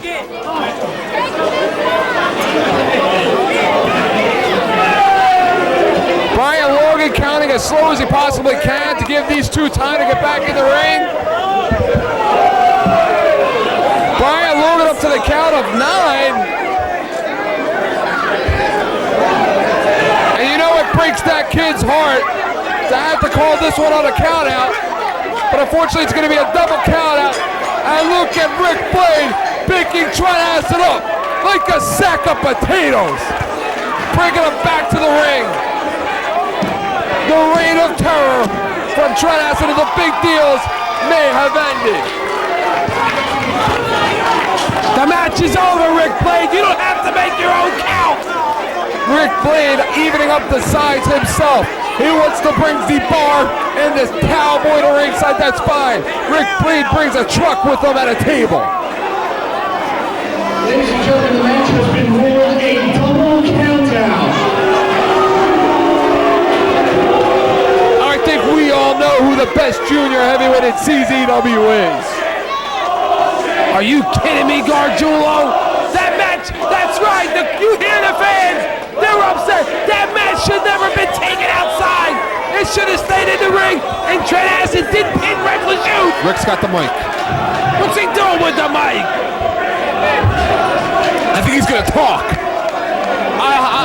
G's gonna talk. I don't know about you people, but I ain't coming here for no goddamn count out. You know, this place has not been too kind to Rick Blade. Take the count out. You claim to be the best junior heavyweight in CZW. Now, I want you to back that Twitter up, son. Get your ass up, and let's give these people 5 more minutes. What do you say, Hitman? 5 more minutes. I wouldn't do it. You want to do Trent it? Acid has nothing to prove to these people. I couldn't really give a shit about it. This little trick, I'm gonna get you later. You know what, Hitman? You know what, Hitman? What? It's no big deal.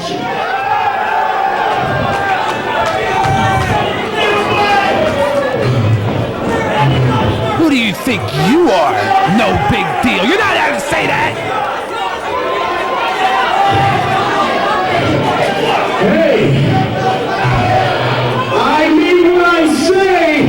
I am the best junior heavyweight in the world today! I didn't even stand. That move would have killed most men.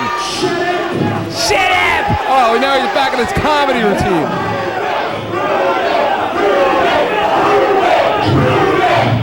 Prove it! You hear them now? I'll tell you. Prove it! That was a hell of a match you just seen out here. Damn right. The best you're ever gonna see. Get out of here. And I'll be damned if I'm gonna let it end this way. So tell me you want 5 more fucking minutes. I don't think I've ever seen Acid this intense. 5 more minutes. I don't think I've ever seen him this intense, Hitman. He wants to shut the critics up once and for all, Gargiulo. Maybe next time pay a ticket later, you fucking assholes. I'm out of here. Yes! Smart move! That arrogant, arrogant son of a gun. Look at the cowboy throwing up the finger. And it looks like we're gonna see 5 more minutes.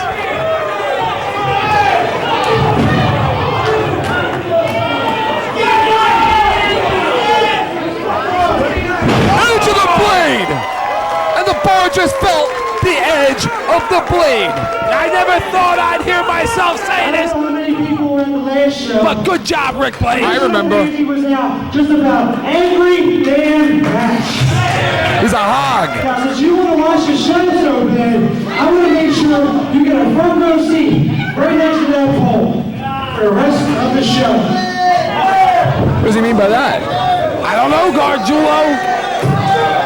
Rick Blade is a sick, sick man. He's carrying the bar around here. He is tying him up to the post. Zabar just bought himself a ringside ticket. He will be front row ringside to witness the carnage between his big deals and members of the Hate Club. He will be ringside to witness the Iron Man Championship held high above the ring, only to be won by the use of a ladder. The ropes will be down. It will be barbed wire, and Zabar will be ringside to see it. Barr deserves to get his fake race raked across the steel barbed wire. Guess what's next, Gargiulo? My favorite part of the show. I thought Rick was going to kill him. Shoulda did it. Light bulb. You know what? The psychological warfare. It takes heart to do something like that. Something Rick Blade doesn't have his heart. Listen. Tape delay from Studio 69 in the wild, wild western South Carolina. It's time for the Jimmy Washington Cavalcade of Stars. And here's your host, accompanied by his personal fluffer, Natasha. Here's Jimmy Washington. Singing the same old song. I know every crack in these dirty sidewalks of road. Formerly Pastor Jim. You know something, Hitman? They dropped the microphone, and when it was broken, we took a little intermission here, and I'm thinking, thank God We don't have to see the Jimmy Washington Cavalcade of Stars, you know? Thinking, thank God we don't have to see this moron out here. But you know what? Jimmy Washington was actually threatening a lawsuit with the company if they did not fix the microphone. This is my favorite part of the show. Look at him, he's ringside with the Barr. Such high-tech equipment on hand in case of an emergency. Yeah, it's coming from a snappy dresser like him. It's better than this shit. That'll get you some heat. Last week, and the time before that, the genius here that books my show, booked Johnny Kashmere on my show. It's not bad enough I had to deal with that little turd coming out here and putting his hands on me. Did he dye his hair? Last week, that bald-headed Sudas pant-wearing fossil Zandig kicked me out of the ring. Yeah. Popping fresh dough. Is he talking about Barr or Natasha? I come out here, I don't even know who the guest is. The paper just says the Jimmy Washington show. But I come down here, hell, this is like an hour's worth of material just laughing at this thing right here. And speaking of material, Johnny Kashmere is about to put an end to this party. And another slap to the face. First of all, I come all the way here to Delaware, and my name's not on the lineup. Johnny Kashmere, you don't have a match. Zandig is across the Atlantic Ocean in the United Kingdom, and he forgets to give me a match. How convenient Nick Berk and Johnny Kashmere aren't booked. Myself to him. So you gotta do beat the Barr again? Z-Barr? Look at him looking at Z-Barr. I would hit you, but I'm not in the mood. You have a key?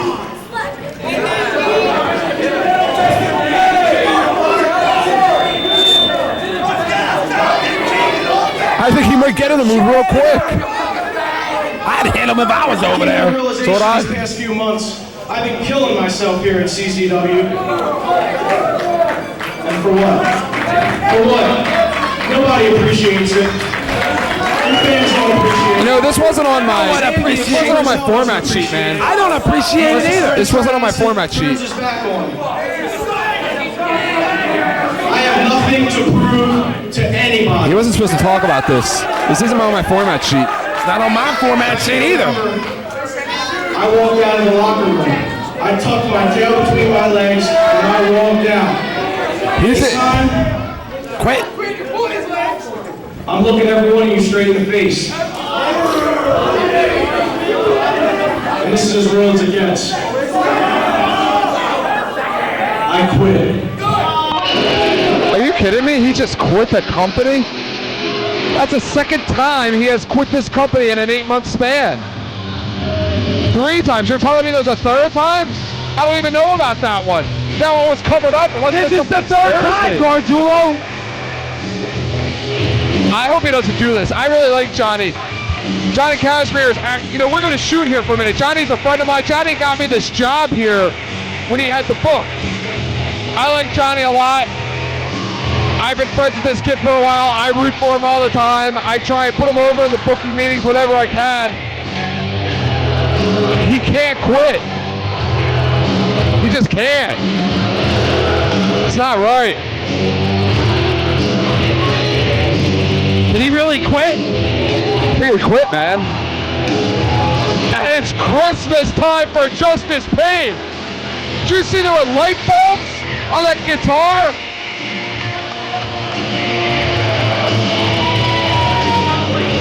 I don't think Double J ever got that extreme with his guitars. Ladies and gentlemen, I have an announcement to make. I think it sucks, and it's a shame. I'm really sorry, but White Beater is not here tonight. I knew it, Hitman. Hey man, this whole show's falling apart. First the microphone breaks, then Kashmere quits, no White Beater. What's next? Did they forget the barbed wire? For you who were at Champs last week, you seen him go through 2 tables with the splash, and his right shoulder got broken. I swear to you on that. He said, please, I will be there. I'll try to come. I will. I don't care, broken shoulder or not. The crowd is completely silent. This morning, Except for you. he could barely get out of bed.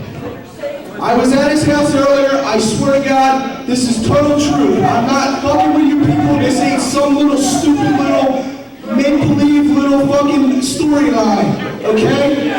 This whole show's just falling apart, Hitman. I don't even think I want to work here anymore. And for you people to do it, you know, I think that really sucks. I mean, he's giving all he has to this company. You're damn right. On the show. That man is a human phenom here. Remember last time here? But I'm glad he's not here because for him to work with a broken shoulder is just crazy. After what he goes through every night for you people is awesome. However, you still are going to see a match here tonight with weapons, with anything else I can get my hands on. Is it going to be him as the Barr? I need a partner. I do not need a partner against Nick Mondo and Kasai. As long as Kasai goes back crippled and Mondo never shows his stupid ass ugly face in this company, I'll be happy. I don't care what I have to go through tonight in front of you people, as long as that happens. Now, back to Kashmere. Bring your ass back out here because you're not rolling out on the company again. You're not quitting. You don't go unappreciated. People in the back appreciate you, so get your ass back out. Do you appreciate him? No comment. Oh, come on. You're a real moron sometimes, you know that? I'm loyal to the boss, Gargiulo. It's that simple. Yeah, you think he's loyal to you? What's he walking out with Max Smack? Is that just in case behind him? Yeah. Just put some kind of a sign on the Hitman.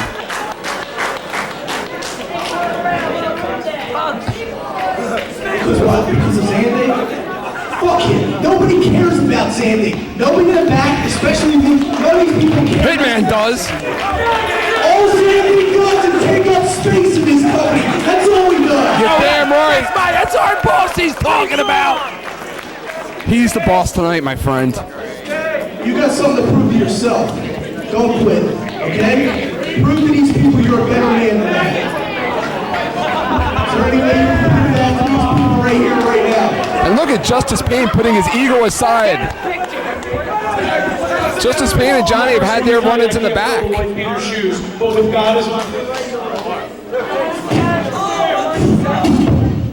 As I was saying, I can't fill the white beater's shoes, Justice, you know that.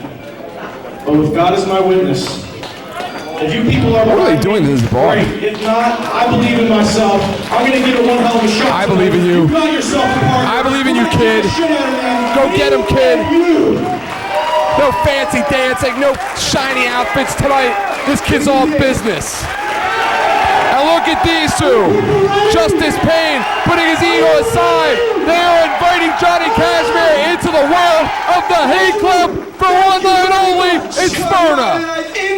It's all over for you now, Kashmere. And Sick Nick Mondo has arrived as well.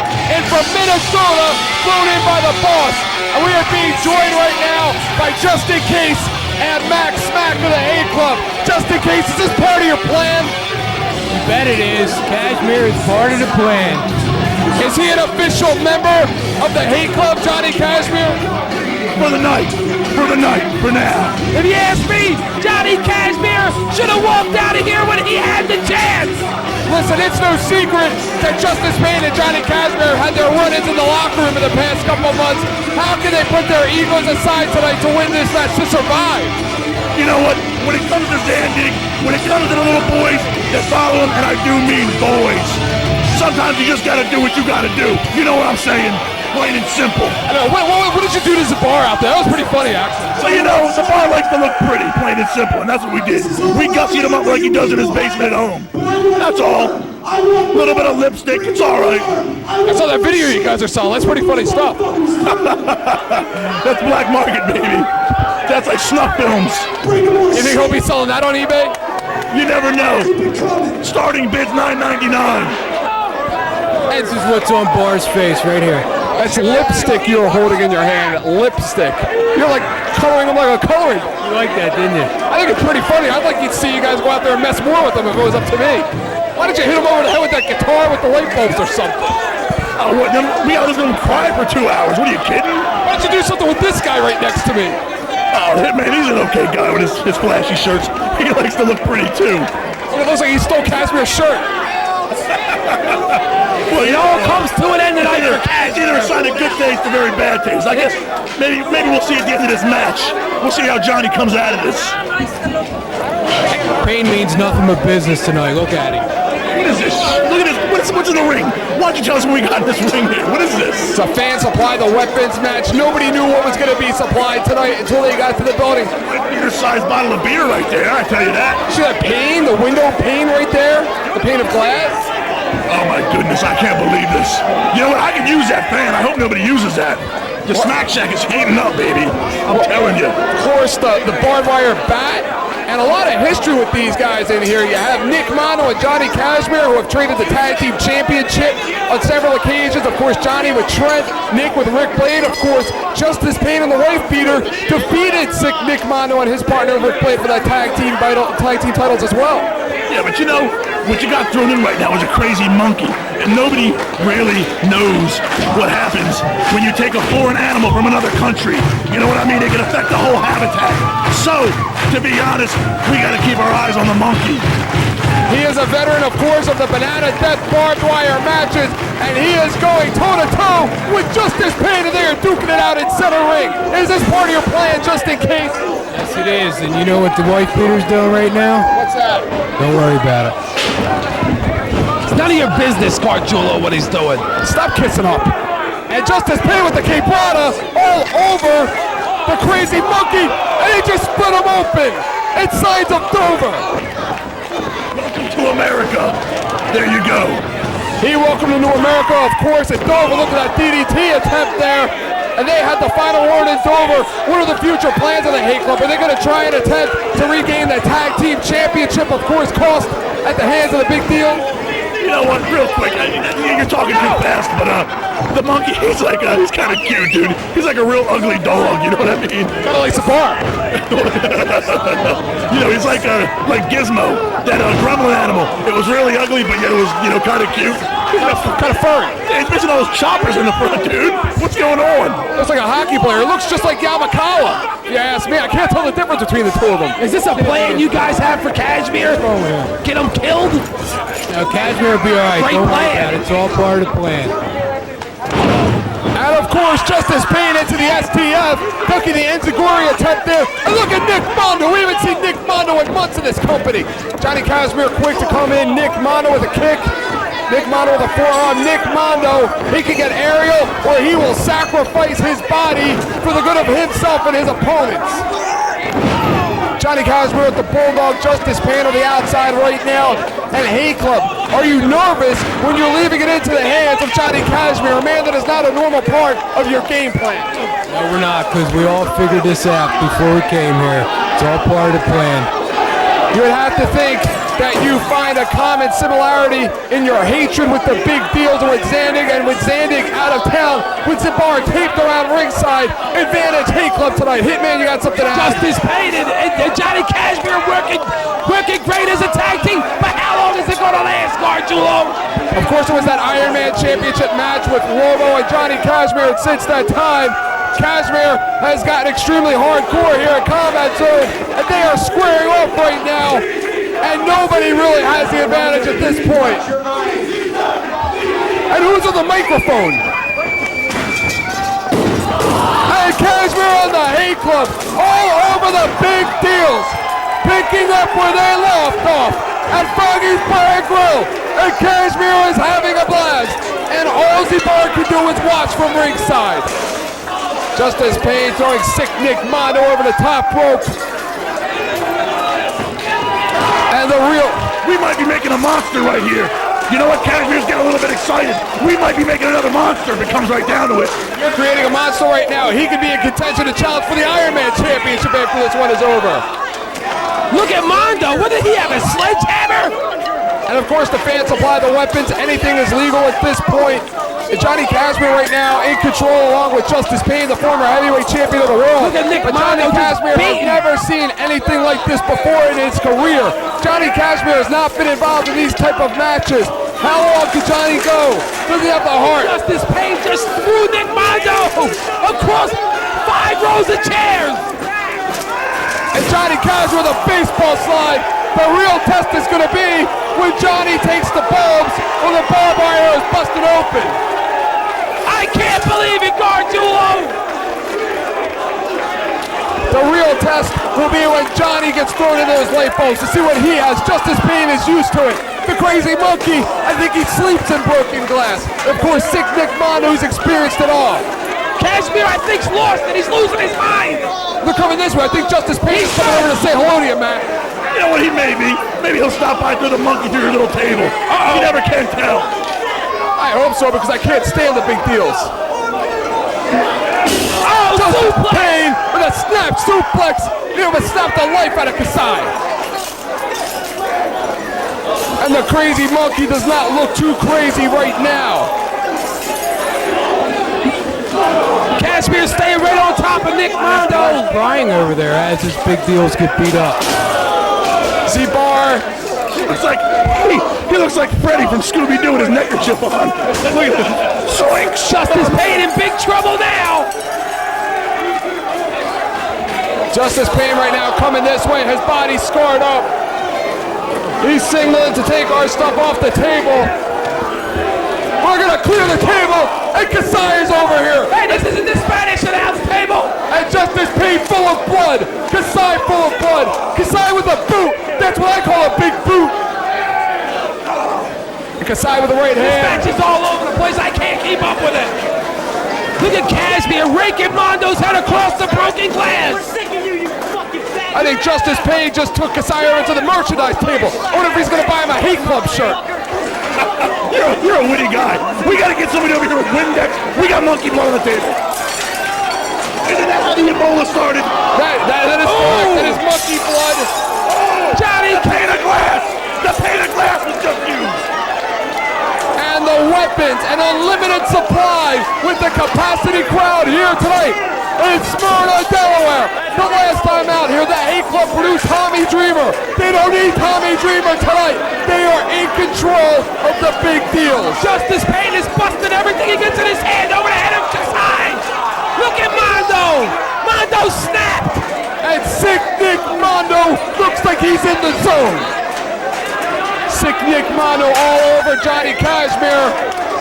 And again, there's nothing fancy about this matchup today. It's a far cry from the ladder matches in Sewell between the Backseat Boys and Sick Nick and Rick Blade.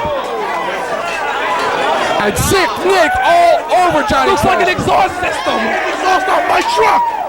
We gotta get security to grab that. I chance the bar to grab it away from him. He's doing nothing. I just went through inspection. I can't drive around without that. And you pay him? Dude, Kasai taking it to Justice Payne on the outside. You don't have to pay myself for the sticker. Looks like it's Justice Payne's turn to feel the wrath of a table. And of course, our vantage point very distorted right now. Johnny Kashmere, I see him on his feet. One thing is for sure, there is blood, there is violence, and there is broken glass here again tonight. It's Station 44. I think Kashmere's completely lost his mind. Somebody call the fire department. Fire department. And of course, right now, no team with a real distinct advantage. Hey man, what is that in the ring? A pink bunny rabbit? Is that for Easter? No, that's the car. No, he means the real pink rabbit. Come on. Look at Justice Payne wailing away on Barr. He deserves it. And look at that, a hole-in-one for Sick Nick Mondo with the golf club. Thinks he's Tiger Woods out there. Justice Payne picking up where he left off. Johnny Kashmere getting back into the ring. Right now, Hard Time. You see, that's what Hard Time should be doing. He should be doing the janitorial work. Rob Hartog, a credible referee, Hitman. He is a senior official here. Of course, looking out for the well-being of the wrestlers. Sick Nick Mondo, his back completely busted open. Nick Mondo, the agility, and a big elbow off the top. Oh, here we go. And they're coming back. Looks like we got some more monkey blood coming our way. Look at Nick Mondo with the roundhouse on Kashmere. Oh, and he just hit him with a bunny rabbit. Boy, how'd he pick the bar up? That kid ain't right. He doesn't go up. And sick Nick Mondo looks like he's in some kind of a trance, looking at the sky.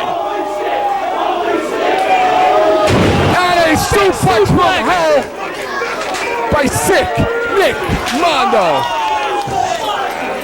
And Justice Pain and Kasai just killing each other. Here we go. It's on now. And the crazy monkey all over the former heavyweight champion of the world. They're coming back our way here. Underline that word, former.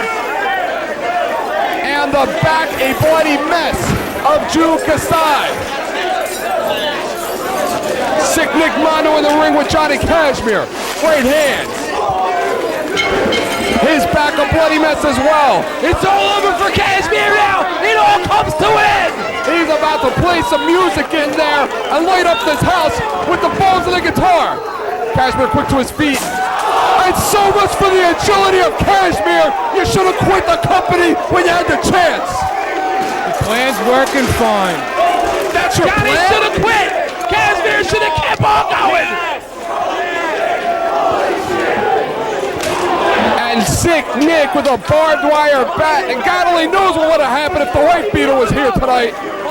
We wouldn't be standing here anymore. It would have been over already. Peter's taking care of things. What do you mean he's taking care of things? He's got a hurt shoulder. He's taking care of things. And Justice Pain in there with a quick kick. Sends Nick Mondo outside of the ring. Rob Hartog having words with somebody. And look at Justice Pain just driving the back. Where's Kashmere? Where's Kashmere? Hey man, you're not doing nothing. I can't even see him.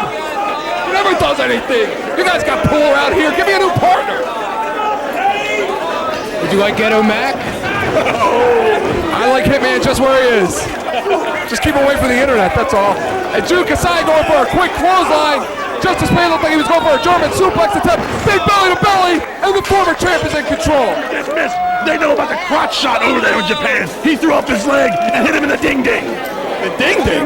The ding-ding, the pickle, the banana, the sausage, whatever you want to call it. He kicked him in it. Obviously somebody has been doing their scouting prior to this matchup. It was just 7 days ago in which the Big Deal laid out the hate club, but tonight it looks like retribution is being had. And Kasai, the great on the back of his neck. His own.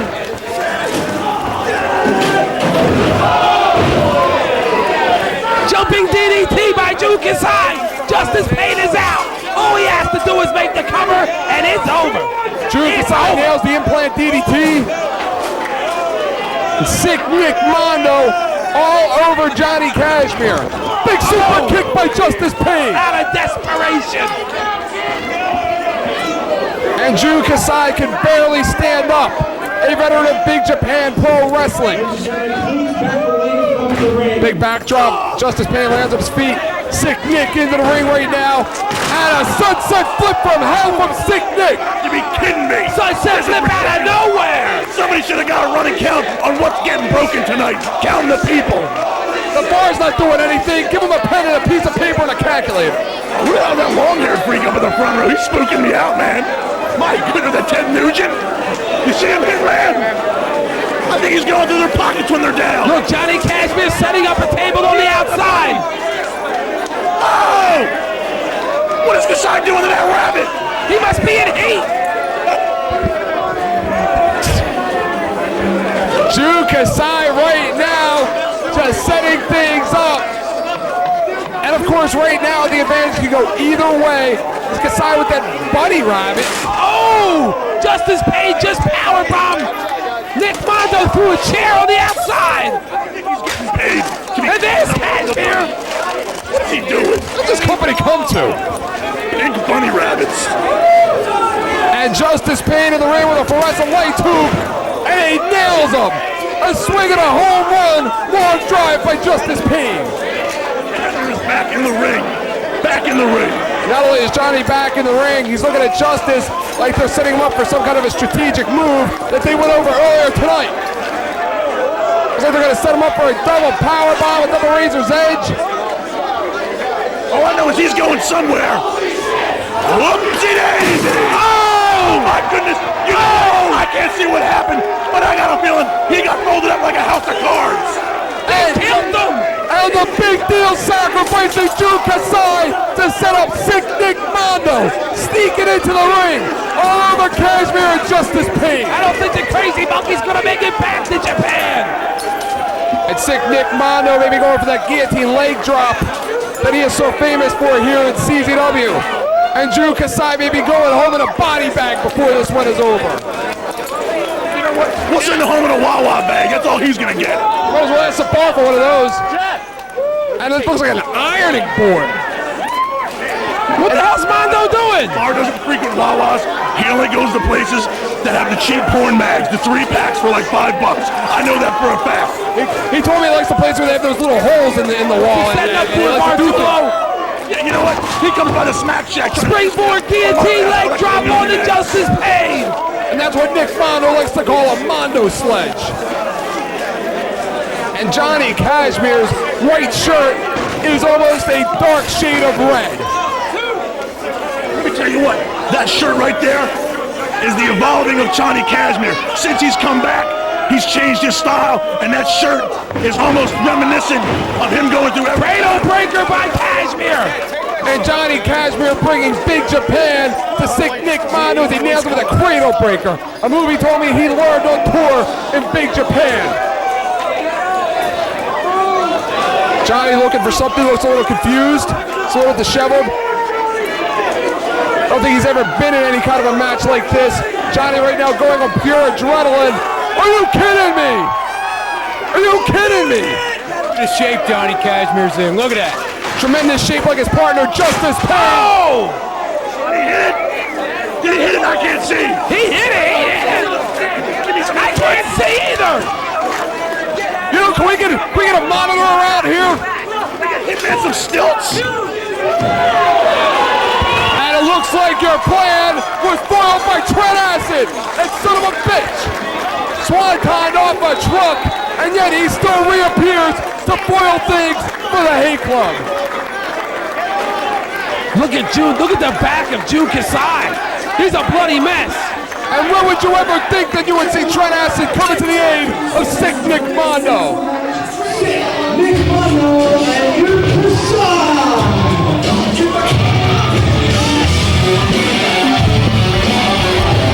Kasai.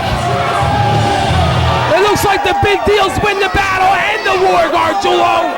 And Hitman, this one is not over. Looked like they were about to sacrifice Johnny Kashmere right there for Easter. And a wind up by Justice Pain. Trent Acid looks confused. Look at him hightailing it out of there. He already had his match. He should get it. Let me ask you a question, Look Hitman. at the blood on the back of the crazy I monkey. think Johnny Kashmere proved himself tonight. I think Johnny Kashmere's lost his mind. And Kasai covered in a bright shade of red, which we like to call blood here in the States. Hey man, I see smoke. When there's smoke, there's gotta be fire. They are gonna light the tail on fire of Kasai.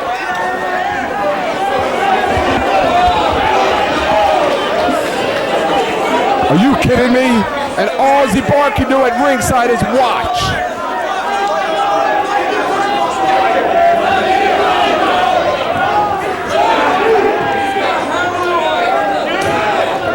Are you kidding me?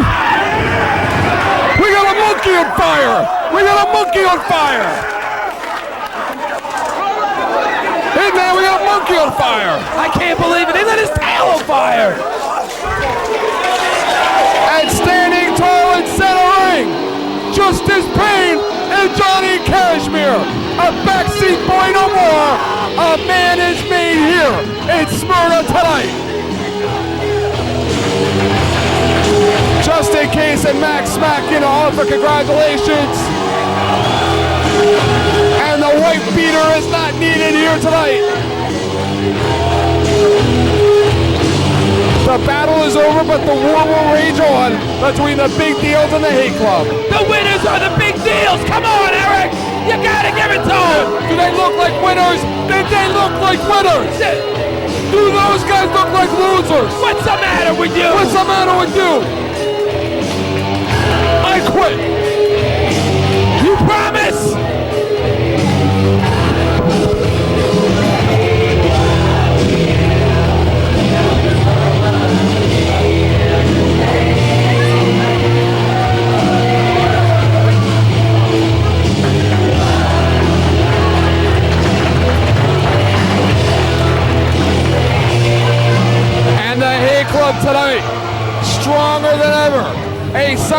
unity like no other.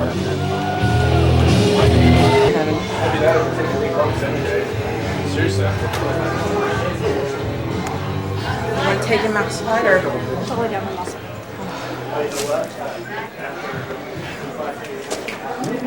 Thank you. Okay. Your best bet is to just take him outside and mix him up. To get all the glass. Oh. All the way across the back. It's all the way across the back.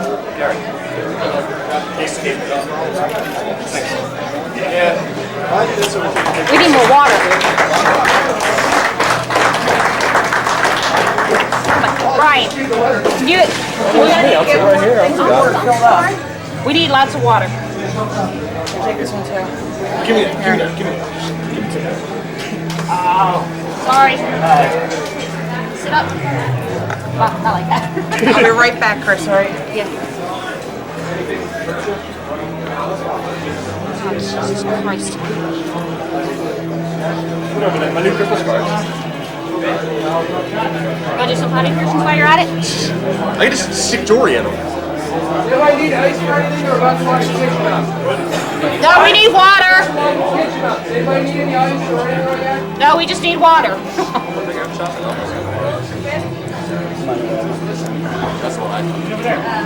little bit now while he's going to get some. Quickly. Okay. Damn. Nah, they went. Do you need right now water or?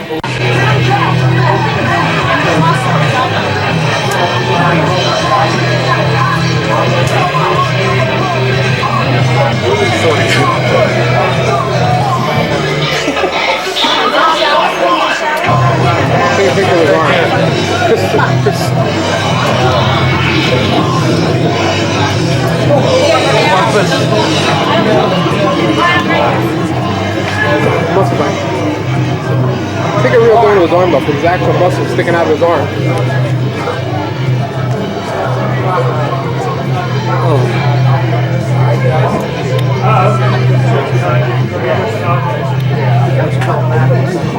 It's his camera. He wants to picture it. They're his camera. It's not me.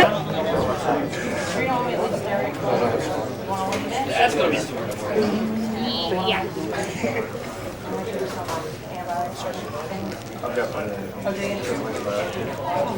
Come on, Pondo, you gonna do better than that? I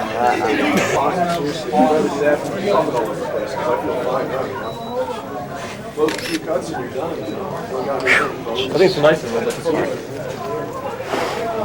What's with the slow side? What's that? Pretty slow. That's pretty slow.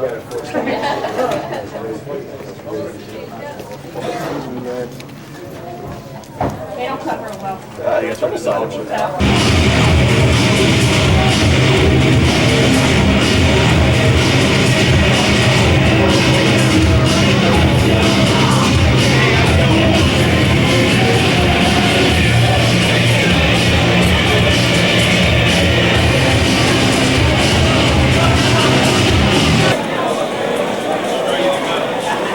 The world is a van. The following contest is scheduled for one fall and is for the CZW Iron Man Championships. Introducing Berk. Hey man, we are back after a long intermission. A little history on this matchup before the action starts.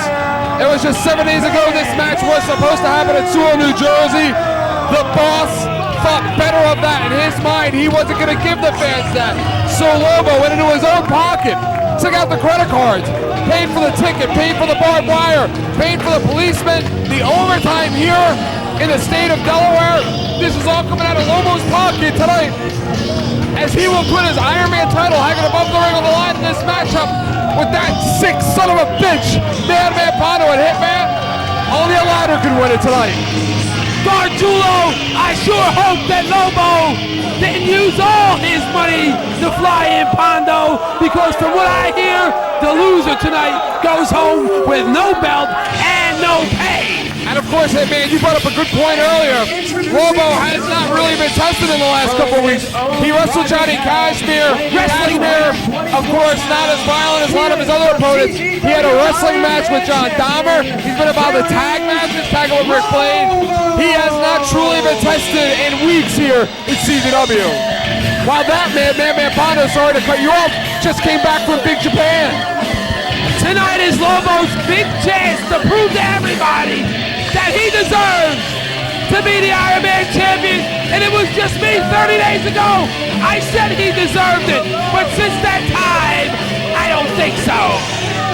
You know, Hitman, just like a leopard, you obviously change your colors. And of course, Lobo, a very honorable champion, defends the belt against whoever's put in his path. Hitman, he paid for this match. He booked it. Well, how would you feel if you paid and booked a match to only come in and lose your title? Do you really think that he thinks he's going to lose if he booked this? Look at that! He's talking to you! He just told you you're number one! He called you an asshole! What's going on here?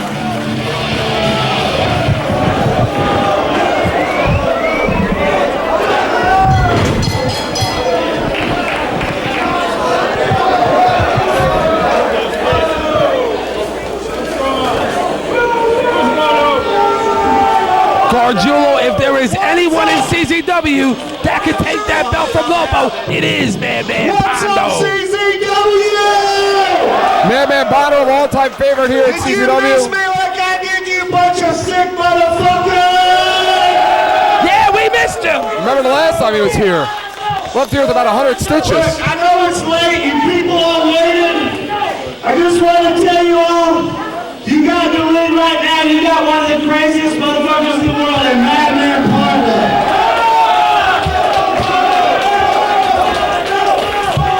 Not only that, you got the one-man army, the fucking nastiest bumps I've ever seen. Crazy man, Lobo in the ring right now. Not only do you have two sick motherfuckers in there, you got the ropes took out with barbed wire strung around them. If you ask me, that all adds up to, it's about to get hardcore in Delaware tonight! That's what I'm talking about, So what do you Gargiulo! say, people? Should we do this shit or what?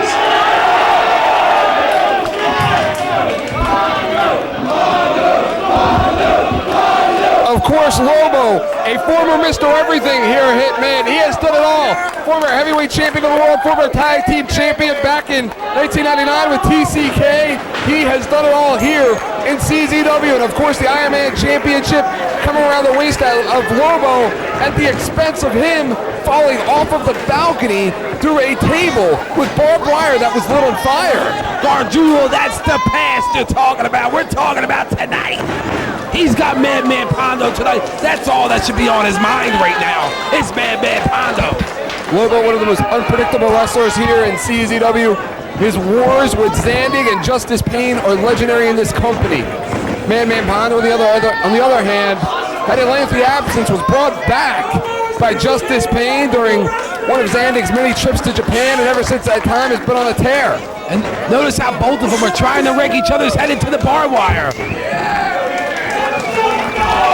You know as well as I do, whoever starts bleeding first and that blood drips in down into their eyes will have the disadvantage. Of course, Madman Pondo already signed up to go overseas in a couple of weeks to participate in the Big Japan King of the Deathmatch tournament. Look at that. What do you make of this, Hitman? I think they're coming for you. I don't know. They better not be coming over. It'll be the last match they ever have. I think they are. Hogan and Nash, they're going to do the one-finger pin.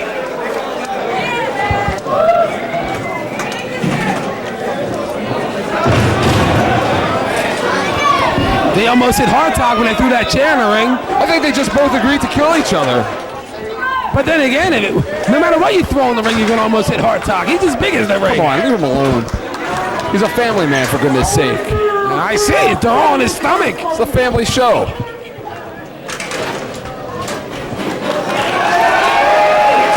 And I think they just agreed to murder each other, Hitman.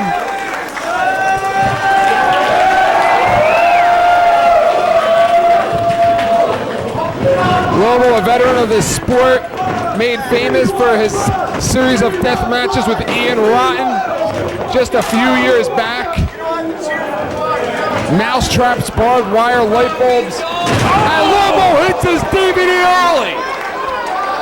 Hitman, that's usually his finisher. And now he's got to set the ladder up and he can win that title really quick. Hitman, how smart is it using the ladder? What if he damages the ladder? Then nobody will get the belt. Nobody will get the belt then. How are they going to get the belt without a ladder? I have no idea, Gargiulo, but that ladder is damaged now. Are they going to be able to set it up and climb the ladder? That is the big question. Well, there you go. Of course, Hitman, this has been a very historic night so far. We've seen an incredible set of matches this evening. The last match we saw, maybe one of the most violent in the history of the company. In the history of Delaware, for sure. Not to be outshined by what I think we're about to see tonight between these two maniacs. Lobo climbing up top. They're already going for the belt. Pondo climbing up top.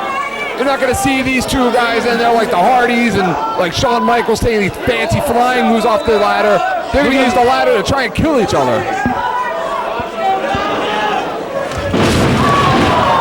And Lobo falls off the ladder. Pondo falls. You know that barbed wire is unforgiving. That'll rip the skin. The barbed wire absolutely razor sharp. Lobo once again setting the ladder up in position to climb up and get his belt. As violent as these two are, Hitman, you would have to think that Lobo so far really seems more interested in just getting that belt and winning this match and getting the hell out of Smyrna. I mean, you would think with the way he was talking a week ago, he wanted to fight today. And Lobo practically crushed himself with a barbed wire. And now Pondo looks pissed. That's the Pondo we've been waiting for. Pondo looks focused. Pondo looks very intense. You know, we've seen a goofy side of Pondo in the past, bringing out Bridget the Midget. We've seen him get violent. We've seen him get nasty. Tonight, I think we're just going to see this man get downright sick.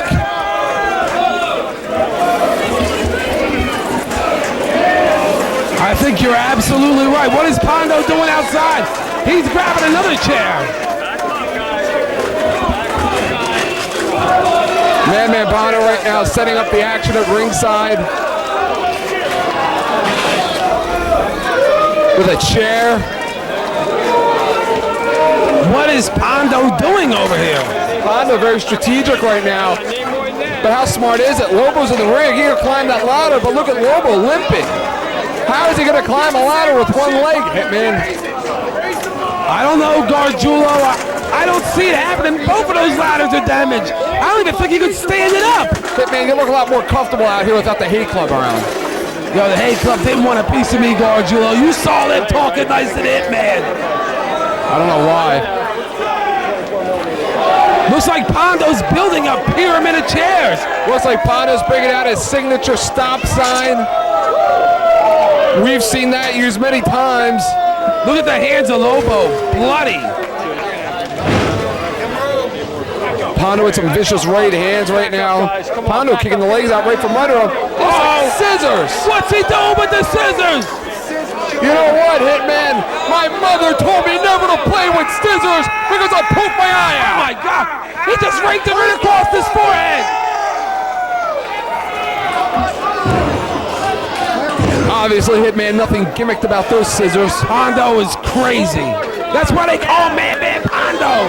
Is that why? Because he's sick. Because he's a madman, Gargiulo. And Lobo, realizing that he has busted open like a faucet right now. I'm starting to question your journalistic skills. I've questioned your journalistic skills since day one. I don't even know how you got here. But I'm still here. That's what's important. That's what shocks me every time I show up to the building and see you here. I'm best friends with the boss. Isn't your limo double parked? And Lobo, all over the challenger, how quickly the tide will turn.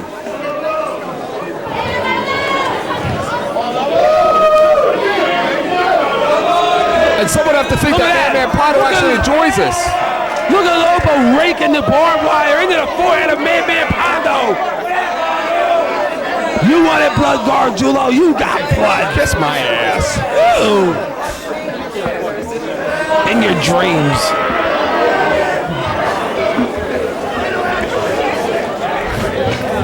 And Lobo all over the challenger right now. Look at his arms. Look at his hands. A bright shade of red.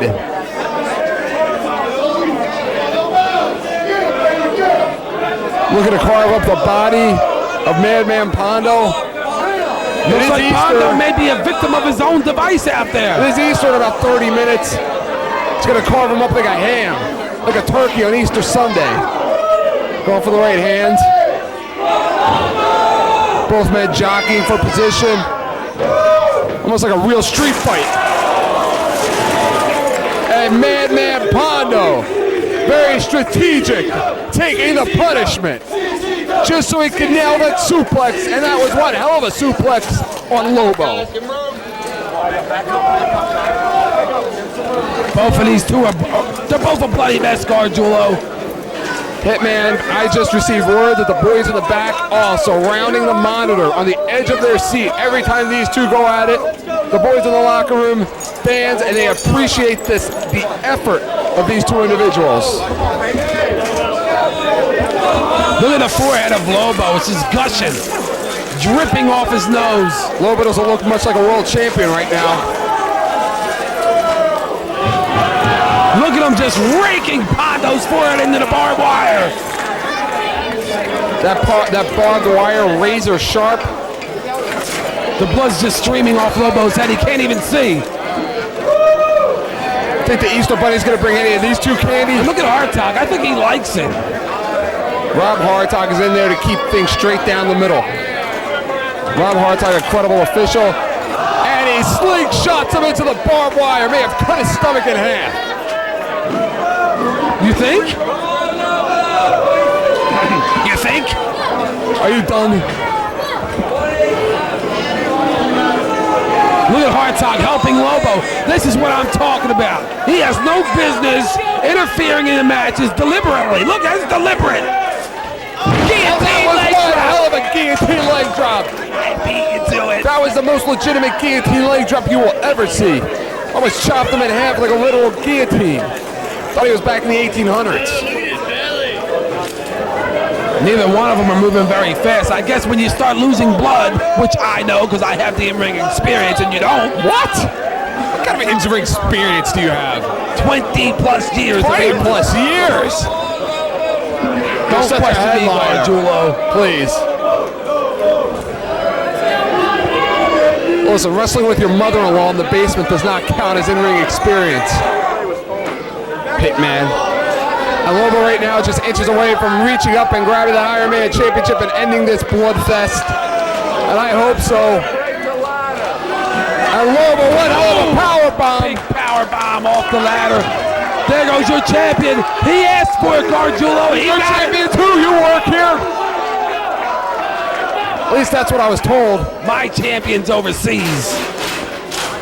And yet another ladder used. Pondo setting up the ladder maybe for some kind of a slingshot. Resting it against the rope. Pondo's crazy. How could we even speculate on what that man's thinking? On what? How can we even speculate what he's thinking? I thought you said something else for a minute.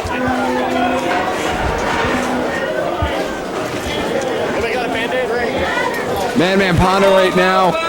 He is very strategic in this match. Like he's playing a game of Battleship with barbed wire and ladders. You saw he set up the chairs earlier. Just waiting for the right moment, sees the opportunity for the vertical suplex. Madman Pondo, a bloody mess at this point. Pondo all over him. You're not going to see action like this anywhere else. Look at Lobo. Interestingly enough, Hitman, Madman Pondo with a suicide dive. I think he really committed suicide. Hitman, that barbed wire must have ripped right through his legs. He got caught on the way down. Hitman, interestingly enough, while Lobo on the one hand has tried to go up top on several occasions, Madman Pondo really doesn't seem too concerned with going up for that championship belt. Madman Pondo was called out, okay? The ultimate disrespect. The opponent paying your way to get a butt whipping. He's pissed. He's not taking this match lightly. I don't even think he cares about that. It's more a sign of respect, actually paying to book the man, than disrespect, in my opinion. You know nothing about respect anyway. Please, respect this. Madman Pondo back in the ring. Lobo out of desperation goes low. Hey, that'll counter anything. And Lobo exposing the unathletic body of Madman Pondo right now. Unathletic it is, scarred up. Unbelievably so. His whole face is covered. The wound still fresh from his recent tour of Big Japan Wrestling. They think he's some kind of a god over there. On the eve of Easter. I already said that. This is the eve of Easter. About 15 minutes, it is Easter. Madman Pondo going up top, taking Lobo with him, asking for crowd approval. And Lobo slingshots Madman Pondo into the barbed wire. That was a hot shot. Lobo hot shots Madman Pondo into the barbed wire. Lobo quick at the cut. Get up that barbed wire with the G.I. Joe shirt on. Inches away from that belt. Points to it. You gotta grab onto a champ. And this match is over. And that was very short, yet maybe one of the sickest matches I have ever seen. And Hitman House, what a night it was. Retribution was had by the A Club. We still don't know who the best junior heavyweight in the company was. Sure we do. And Lobo remains your Iron Man champion. All right, I'll give it to him. He did win the match. Well, thank God, Hitman. I got a break from you for about 3 weeks. As we're not back until May 2nd, when we return to the scene of the crime. Froggy's in Dover, Delaware. We all know what happened the last time we were at Froggy's. And once again, Lobo, your Iron Man champion. For John the Hitman House, Eric Orjulo, we will see you May the 2nd at Froggy's in Dover, Delaware for Wednesday Night Wars.